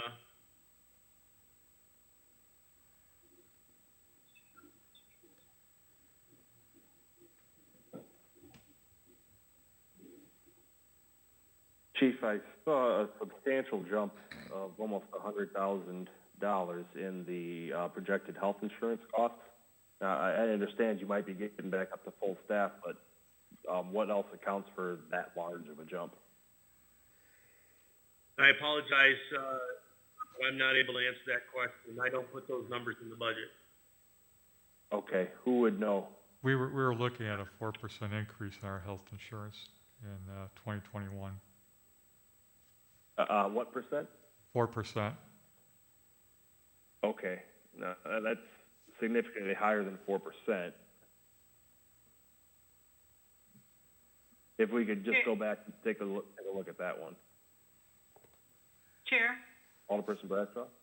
could you have Manager Bucus repeat that one more time? I keep missing. For the health insurance, we were projecting a 4% increase in our premiums. Am I correct that that's a substantially higher than 4% jump there? Well, there again, you have to look at who's coming on to fill the vacancies. If it's a family plan, you're looking at over $21,000. If you're looking at a single person, you're looking at just under $9,000. So we always try to project on the high side, because if the money's not there, then what are we going to do? You know, it's easier to save money or cut back than just to try to find money someplace else. Understood. It's just that seemed like an outlying increase even for that. I mean, for instance, you're talking about jumping 8 in the police department, and it was only like $170,000 increase. But if you tell me that those are the numbers and those are estimates, you're the numbers guy. I'm just trying to, well, this is the numbers that we're working with. There again, we won't have the actual health insurance figures until later on this year. So, you know, it's, like I said, it's better to kind of budget a little on the high side. As you know, Chairman, I budget revenues on the low side and expenditures on the high side, because I'd rather end with a surplus than end with a deficit. And that's been a process that I think has served us well over the past few years, and I appreciate that. Thank you. Other questions on the fire department budget? I had one, Chair. Go ahead, Alderperson Borneman. Thank you. The building or vehicle supplies, if I'm understanding this right, this is the same 14,000 as similar to previous years, but as of this year, we've only used $3,000. Am I reading that right? Yes, sir. I am doing an audit of that at this point, because I know we've had more than $3,000 worth of work done. I'm making sure that it wasn't beaten up another budget line from a bookkeeping perspective. And I have my assistant working on that right now. We just did $3,000 worth of leaf springs, and that's not we've had several other several $1,000 repairs this year. So I'm asking my administrative assistant to help me reconcile that. If I may, Mr. Chairman, I believe it was that's a typo, because we did spend over $12,500 at the end of August in that line item. So it was probably just an input error. That's kind of what it looks like. Thanks. Additional questions, comments on fire department budget?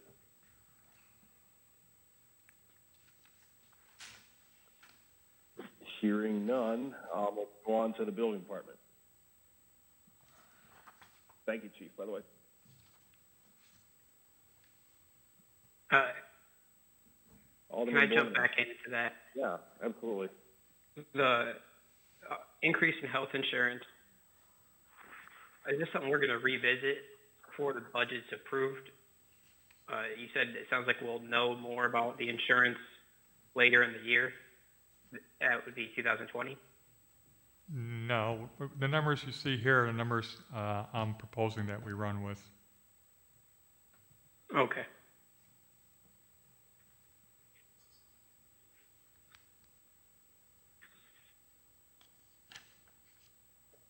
Anything further before we go on to the next one? Okay, please continue, Manager Bucus. Okay, thank you, Mr. Chairman. With respect to the building department, we're not looking at anything really out of the ordinary from the past years. There's really nothing to really point out that has changed.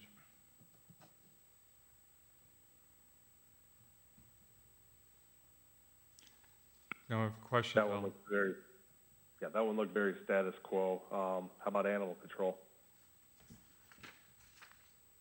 There again, animal control's basically the same. If you look at this year's budget and next year's budget, there's only about a $100 difference between the two, and it's actually less than a little bit what we spent in 2019, or B. So, or excuse me, that was my 8-month budget. Never mind. But no, there's nothing really changed here that hasn't over the past few years.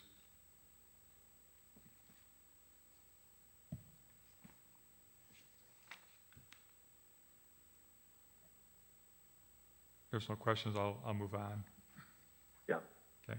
The hearing administration, there again, we've been having more cases go before our adjudicative hearing process, so we did increase it a little bit. We've added a few more meetings this past year before COVID hit, and then when we got out of COVID, we're meeting every week.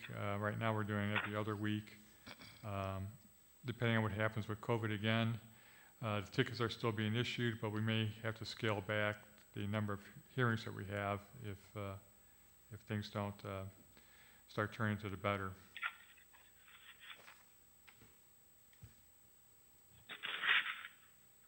Human resources. There again. Manager Bucus. Go ahead, Alderman Boardman. Thank you. Are the hearings, do we have the capabilities to do these via Zoom? I know the court system has utilized Zoom or just virtual meetings. Well, we have GoToMeetings, but do the people that have the fines or tickets issued against them, do they have the capabilities? That's the issue. Whether they come here or whether they go to the library to use the system. I'm not sure how you can keep everybody off at one time, especially if they're not muting their microphones when it's not their turn. I don't know. I've never had to try to do a court hearing over GoToMeetings. In the courthouse, it's the program. I think they use Zoom, and it's pretty effective. Just a thought. I know it's not the ideal way to handle these things, but it might be something we need to adapt to. Okay. Who was that? That was me just saying okay. Okay. Moving forward then. Human Resource Department, there again, nothing's really changed. We've medical services. We've moved some of those to the police budgets and the fire department budgets. And I'm be quite honest with you, I'm not sure why we increased that line item. I'd have to check into that because it should have gone the other way. Thanks. That was the only question I had on that entire department. So just let us know, I guess. Okay. Other questions on human resources? Please continue, Manager Bucus. Thank you. Next item is the Management Information Systems, also known as our IT department. Dollar-wise, compared to last year, we're about even. interior and all the happenings that's going on, there's different security systems, police department cabling, consulting, a camera, a pole camera for our use, a copy machine, and a few other items, and some scanners and some printers that we need. So it's all inclusive in this budget. And if you recall from the capital presentation, it's basically, I think, just about everything that Kurt had in his capital improvement plan is included in his general fund budget now.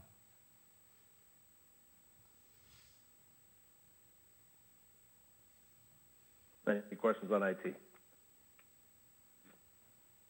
Mr. Chair, Alderman Misick. are there any expenses listed here that were covered by CARES? We do, no, not in this budget. Okay. But we have bought some, like our laptops and a few other items. We're counting Code Red towards that as well, the purchase of Code Red, but nothing for next year, because we have to have the money spent by December of this year. Okay, thank you.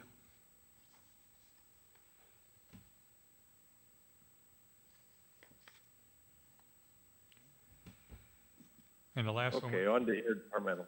Okay. Intergovernmental department. One thing you'll see is a big increase. There's no line item for it, but it's just after 914. It's transfer of debt service, POB. That's our bond anticipation. That's our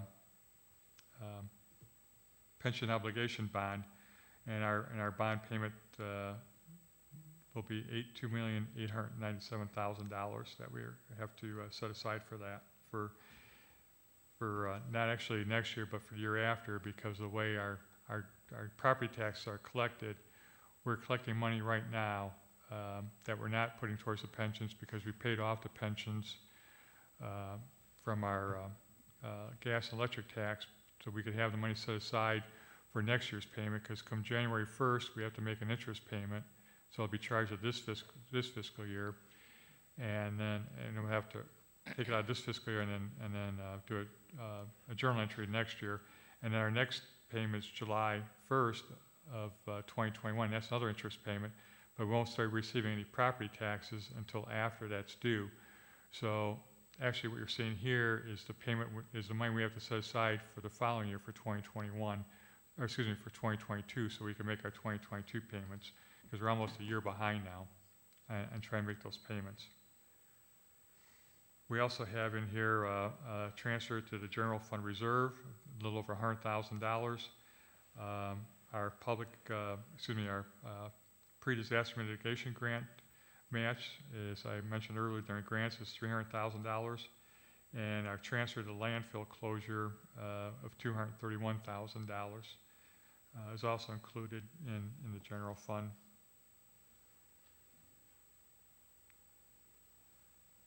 And I think that's about Manager Buchan, with these, with the transfer to reserve, how are we coming along towards the targeted goal that is recommended for an amount of a actual set-aside reserve? Right. We have roughly $1.1 million, I believe, in our general fund reserve at the present time, and it was council's goal to set aside $250,000 each year. And right now we're looking at about $100,000.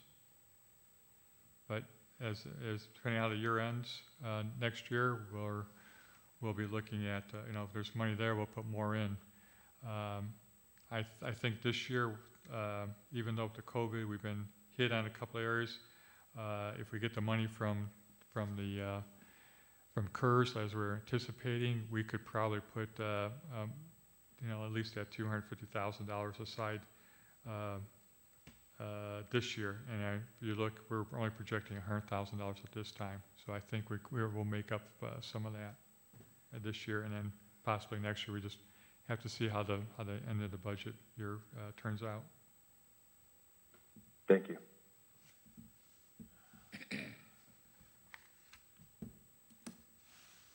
Go ahead.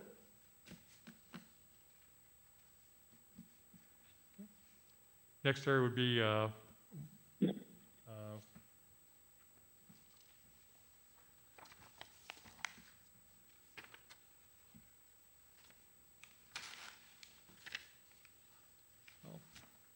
You want to do MFT and street? Okay. I'm going to turn the time over to Director Boyer to do the MFT and the street budgets. Director Boyer? Thank you very much, Alderman. This year, looking forward, we have increases on the MFT in terms of the motor fuel tax allotments and the transportation renewal fund that comes from the increase in fuel tax as well as our normal income. We're looking at a potential of $563,000 in Rebuild Illinois money. That is something we can't count on and we shouldn't use to budget on, and we haven't been, but we're hopefully expecting that to come through. Other than that, there's not a whole lot of differences there on the MFT. Do I have any questions on MFT? Director, it looks like you're anticipating a drop, a bit of a drop, I suppose, for motor fuel, looking back from where it was even in 19. I assume that's partly related to COVID. We've been down in regards to that, and you're conservatively estimating that we're not going to have a significant resurgence? I'm conservative on the income.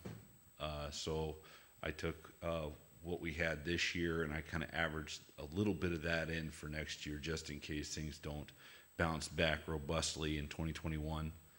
But I expect we'll probably, I expect that's conservative on the income. Yeah. No, I appreciate that. And I'll note that while the fuel tax doubled, obviously the portion that comes back to us doesn't double. And that's based on the apportionment, not anything you guys did, but just kind of a frustrating reality. Just a comment, not a question. Okay, thank you.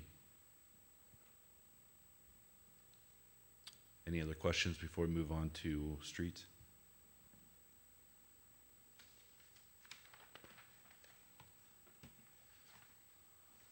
Okay, moving on to street improvement. This is the revenue we get from the utility taxes that cover the debt service on the road bonds. Not really much has changed here.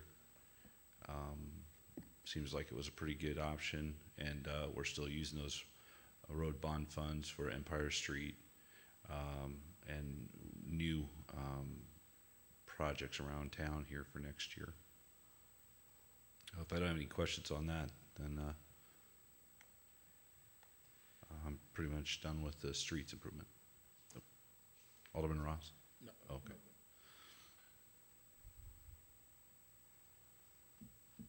Okay. Manager Bilkis?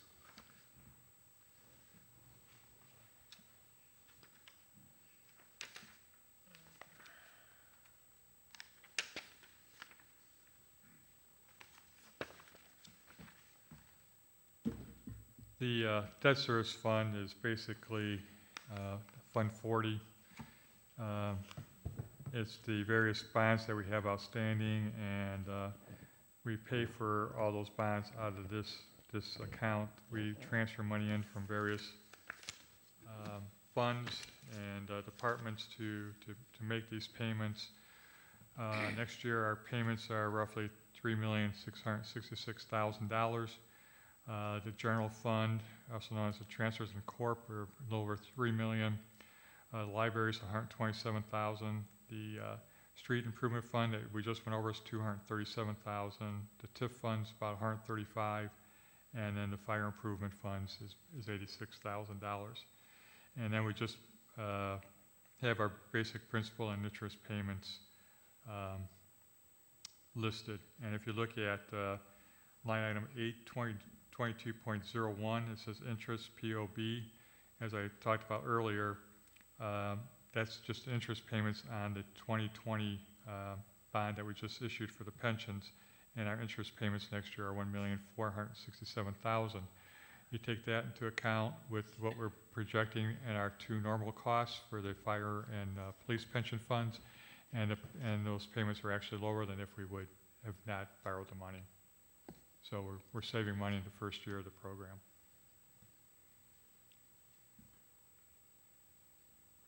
Thanks for that update. That's very good. Questions in regards to the debt service fund? Hearing none, how about the water fund? I'll let Commissioner Boyer start off on this one again. Thank you, Manager Bucus. As far as the water fund or the water department is concerned, not much is changing here. We're expecting that in our annual increase of revenue. I believe that's in the spring. As far as the other expense items, there is a couple of items. We have some safety equipment that we're purchasing, some additional software and automated systems to help update and control and run the plant. But it is generally what we had last year. So, do I have any questions on the water?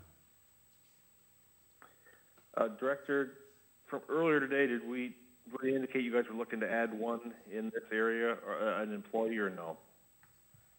I don't know. We're not expecting to add any employees in the water fund. Okay.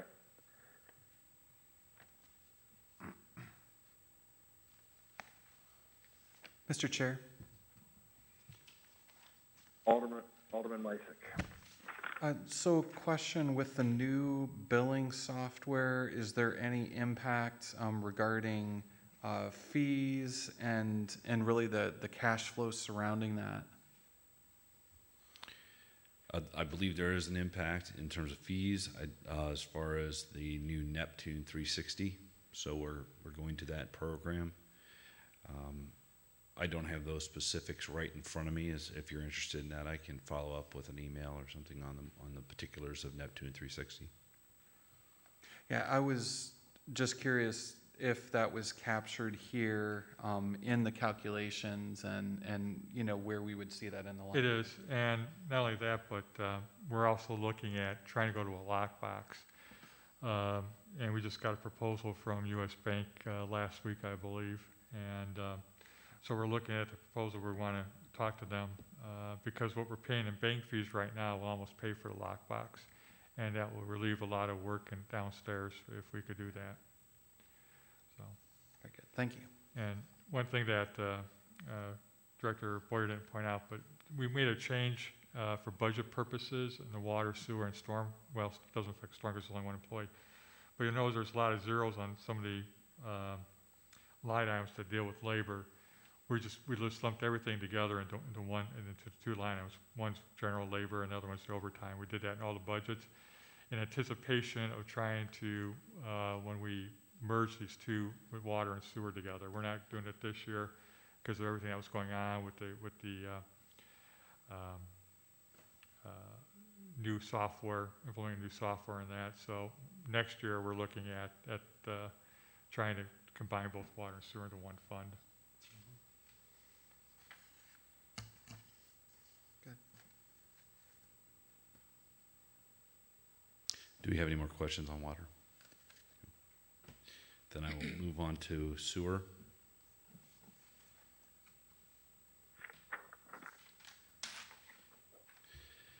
Again, revenues are going to be up as we move forward with our annual increase there.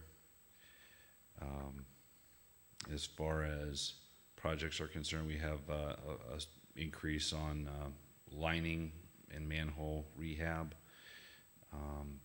Hopefully this is going to dovetail in with our I&I program to cut down on the legacy expenses in the future as we seek to reduce that inflow and the cost of treatment related to that. As far as we have a few control upgrades that we're doing, and that is reflected here on, let's see here. Yeah, it is. Director? Yes. Looks like you're proposing some additional overtime on 400.02 plant operations overtime. What do we anticipate accounting for that increase?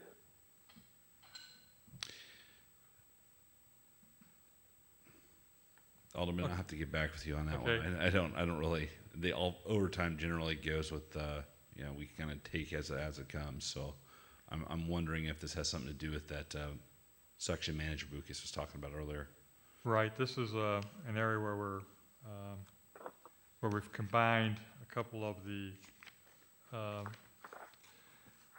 different overtimes into one category there, and I'm looking at the overtime that we have budgeted for the entire department, and we're looking at about $65,615, which when you look at what we did last year was pretty close to 60,000. So we're looking at about a $5,000 increase.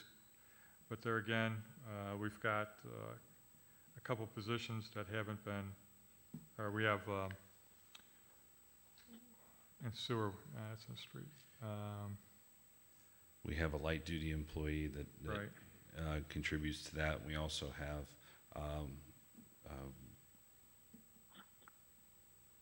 operations staff that we're anticipating that we may need some additional help.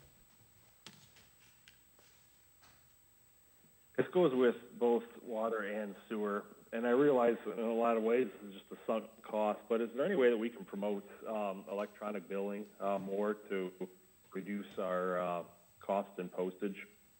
Or is that not really feasible with what we've got at this time? No, we've been pushing it, and we're going to continue to push it even more, especially with the new software that we have. We even talked about in-house whether we want to offer the credit card. We need to offer the credit card first of all too, because we're not offering it now, but we're going to when we get the new software online. There is a fee attached to it that the user will have to pay. We talked about when we were in the height of COVID, we were some people were using PSN to make their payments, and we were eating those fees, and it turned out to be about $4,000 or $7,000. I forget which, but it wasn't easy. It wasn't a cheap route, but no, we definitely are pushing the ACH, or if nothing else, have people have their banks push the money to us by doing that, because we're really trying to do away with paper checks and cash, and because that's right now we are getting a lot of checks in, and it seemed like the height of the COVID previously, we had a lot more people using PSN, and we had quite a few people sign up for ACH. The ACH people are still using ACH. The people that are using PSN seems to have dropped off once we opened up City Hall. Now that we're closing City Hall again and by appointment only, we'll see whether that PSN goes up. But there again, we're in the process of doing away with it and converting to a system that Tyler Technologies has. So all I could tell you is we're pushing electronic payments.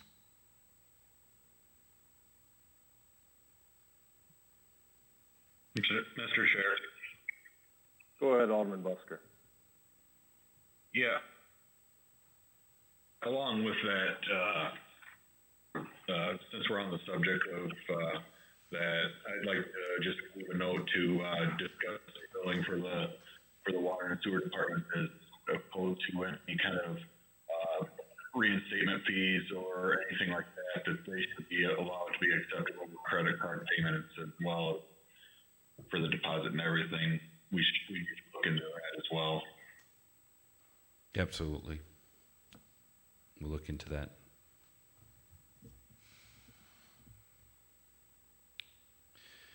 If we don't have any more questions, we can move on to stormwater.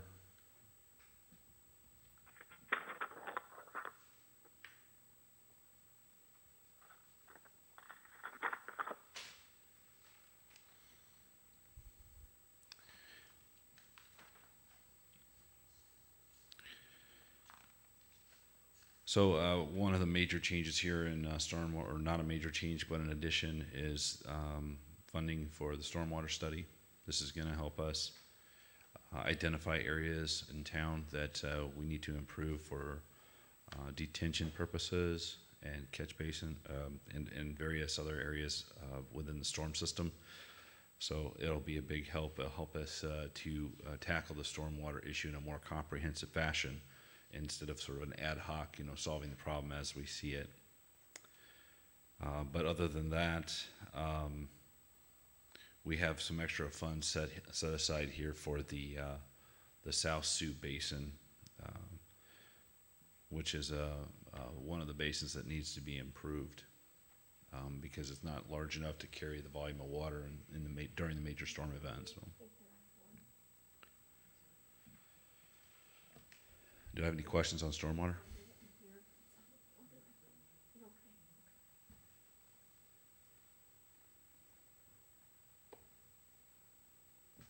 Director, which part were you saying accounts for the maintenance outside services? Was it that last part you're talking about? I believe that's 511, but I'm having a hard Yeah. time reading. Yeah. Yeah, it's 500.11. Okay. No, that was the main outlier along with consulting services, and I think you addressed those both.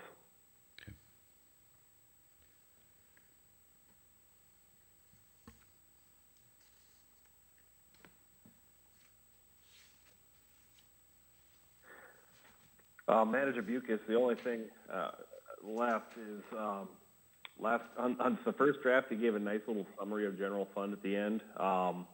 Could you include that later on down the road here, just for the revised figures? I'm sorry, can you repeat that?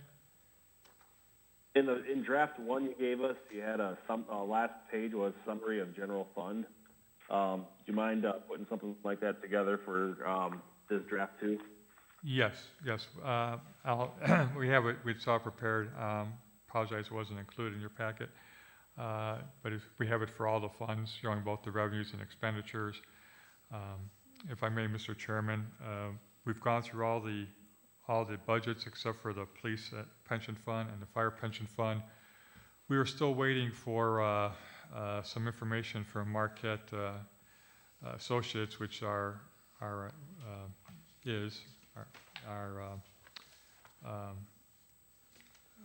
pension consultants, and so once we have those numbers, we'll send those off to council as well.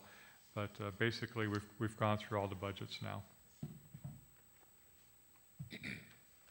No, and I appreciate that, and I appreciate all of you, because I obviously made for a long night here, but we needed to plug away through this portion. Are there any other questions on the budget as drafted before we go on briefly to tax levy discussion?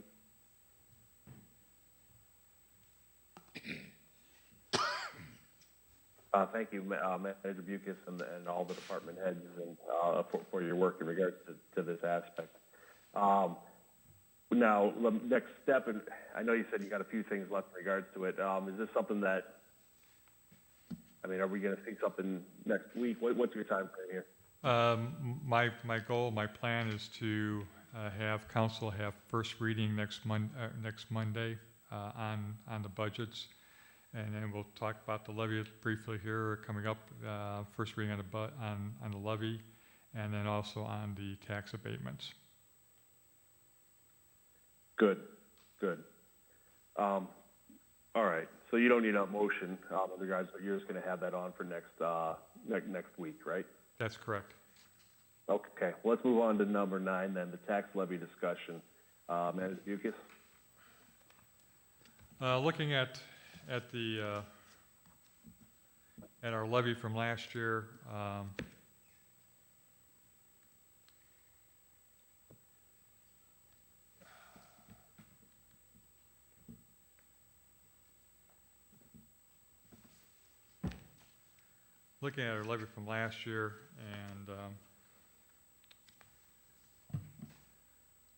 and keeping the tax rate the same, we did see a little bit of an increase in our equalized assessed value. We still don't have the final estimate yet. Last year we didn't get it till November 19th. I'm not sure when we'll get it this year, but if it's more or less, we're keeping the rate the same, and that would just basically benefit the city overall general fund. As I stated previously, earlier this evening, the tax levy itself is all going towards debt service on the pension obligation bonds that we previously approved this year. And a home in Freeport, as long as your assessed value doesn't change, you should get the same. Your your city portion of the property tax bill should be the same. So, and I believe that was our goal from the beginning of the budget season, was to try to keep it flat as much as possible. Discussion, comments regarding the levy? Alderman Borneman. Yeah, Manager Bucus, who or what entity determines the equalized assessed value for homes in the city? The Township Assessor's Office does. The Freeport Township Assessor does it for the property that's in Freeport Township, and then the County Assessor does it for those portions of the city that are outside of Freeport Township.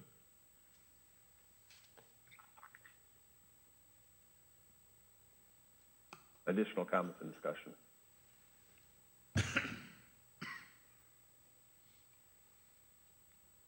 I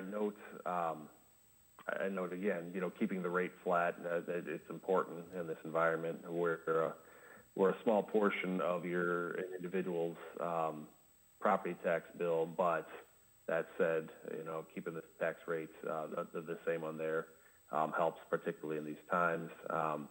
It'll be interesting to see what we get in regards to the EAV. I mean, there were many years where we went through where the EAV was going down, but we've had a rebound the last few years on it. So I think this is a good target to bring forward to the council as a whole next week.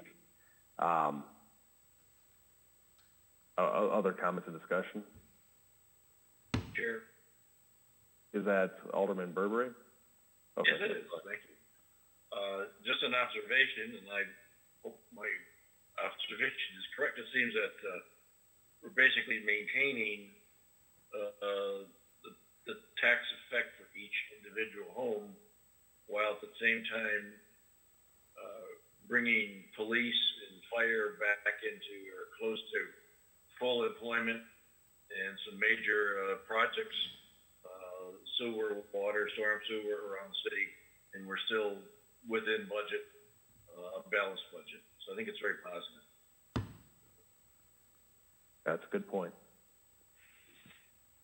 Alderman Borneman. Sure. Manager Bucus, do you know what the plans are for the other taxing bodies with regards to the rate for them, their budgets? I have no idea. Well, library can't. Well, it'll be interesting to see. The library's staying the same because we kind of control that, but the other ones, I have no idea what they're doing.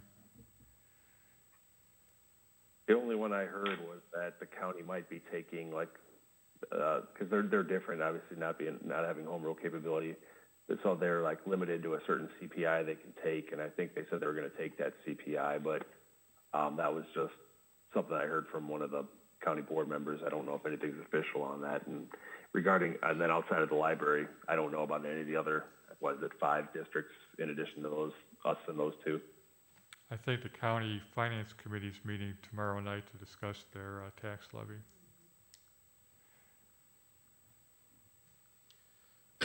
And then I have one more. Go ahead, Alderman Borneman. And this is a bigger picture question that's not really specific to things here, but it's their talk of rebates or some type of assistance for businesses that have been paying liquor license fees or food and beverage fees and really haven't been able to utilize what they've been paying for. And is that something that's, I guess, has there been discussion of that in preparing these budgets? When would be a time to bring that idea up, and how detrimental would that be to the balanced budget you already presented to us? Well, if you want to discuss it, better start discussing it right now because the budget's being finalized and it will have an impact on the budget. When we forgave those 2 months worth of food and beverage tax, it cost us almost $120,000. So.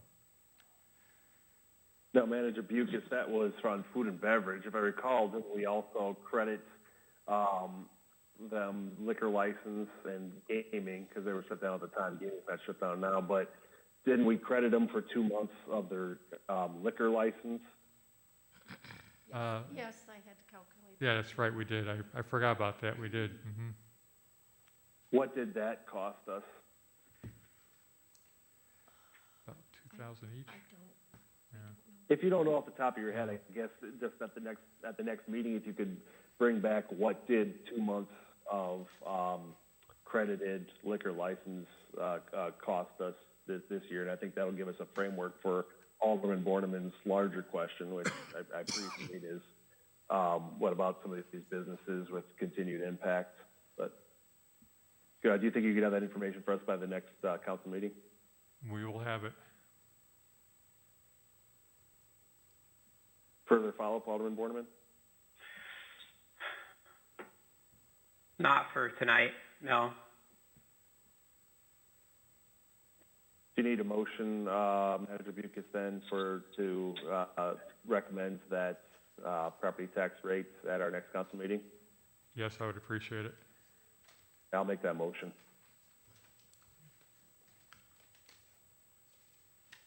Is there a second? Second it. Busker? Alderman Ross. Second, yeah. Okay. All right, a motion by myself, seconded by Busker. Any further discussion regarding the levy? Hearing none, Madam Clerk, could you take the roll on the motion? I'm sorry, Chair, could you repeat the motion? The motion is to recommend, or to move to the next council meeting, the tax levy, proposed tax levy, with the rates remaining unchanged.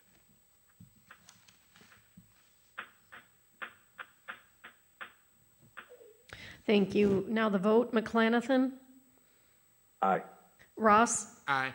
Parker? Aye. Busker?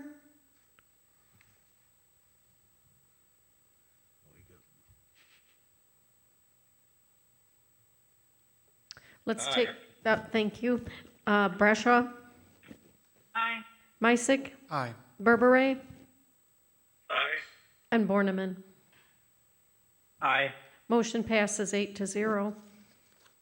Thank you, Madam Clerk. The last substantive discussion is on item number 10, tax abatement discussion. Manager, if you could start that off.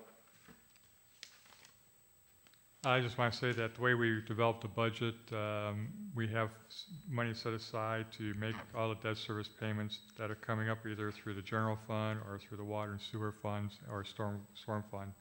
And so we'll have probably about half a dozen ordinances up for your consideration Monday night if you approve the abatements tonight. And it's something that we typically do every year. Right. It's routine. If we didn't do this, we'd have to account for it under the tax levy. Is that correct? That's correct. It would show up as whichever bond issue it is and the amount that has to be paid this coming year. Yeah. Do you need a motion to move those abatements on, or is that just something you're going to be able to, you just wanted to let us know and you're going to bring them on there? I wanted to let you know that I'm bringing them forward, and if there was any questions, I didn't really give you anything specific to look at because it's a fixed amount and each bond's different, but it's just something that we traditionally have done, so just want to bring it to your attention that it'll be on Monday night's agenda. Any questions, comments? Hearing none. Thank you, Manager Bucus, on that. Finally, public comments, agenda or non-agenda items. Madam Clerk, is there anybody in the audience, and then also, is there anybody on the phone line? There is not. Okay. Item number 12, motion to adjourn. Is there a motion to adjourn? So moved. Moved by Busker. I'll second that to keep that moving. Any discussion?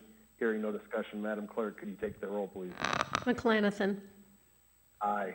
Ross. Aye. Parker. Aye. Busker. Aye.